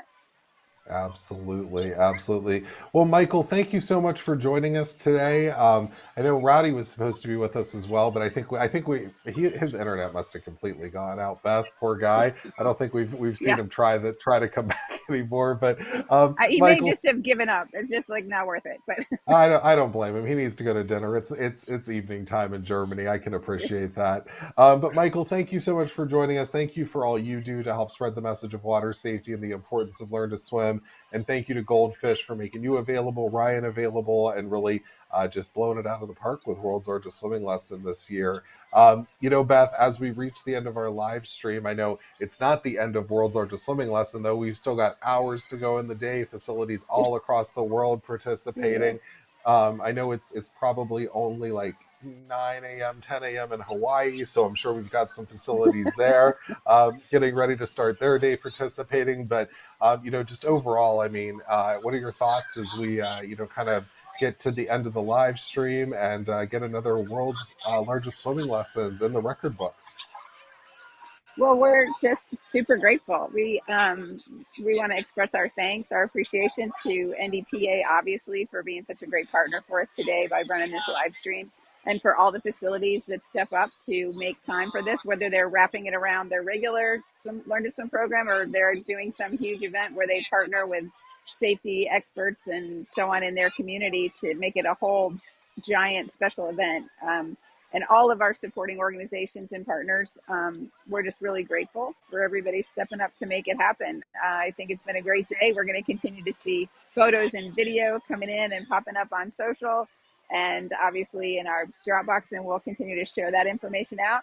And hopefully people are just out there getting our key message, our swimming lessons save lives message, if you guys can see that. Oh, I love it. Wait a second. I didn't get any props for Yep. the studio. Oh, we need to. Oh, no. We need to send no. those. Yes. We need to send them. I'm sorry. I should have sent you slap bands. Do we have our slap bands, our swim lessons save lives, little slap band things, and our orange wristbands, tattoos? Yeah. We should have hooked you up better. Sorry about that. I would have been tattooed up for today and had all the props ready to go. I was not remembering so much that you were a child at heart, right? So I should, as much as you love Disney and water parks and theme parks, I should have been, yeah, he's going to be all in. I totally would have been, but you know what? There's always next year. I know we'll be doing this again next year. And you know, Beth, you know, you say thank you to everyone else. I have to say thank you to you and your team. I know this is a year-round effort to put together World's Largest Swimming Lesson. There's a lot of work that goes in behind the scenes. This, I know, for you is a labor of love and giving back to your community and everything, and really the globe, and you know, increasing this message of learning to swim and swim lessons save lives. And thank you, because I know it's not easy. I know there's a ton of work that goes into today. You deserve to take a nice break, maybe actually grab one of those chairs at the pool. I don't know if you'll have time today, but at least in the next couple of Not weeks, today. maybe you should.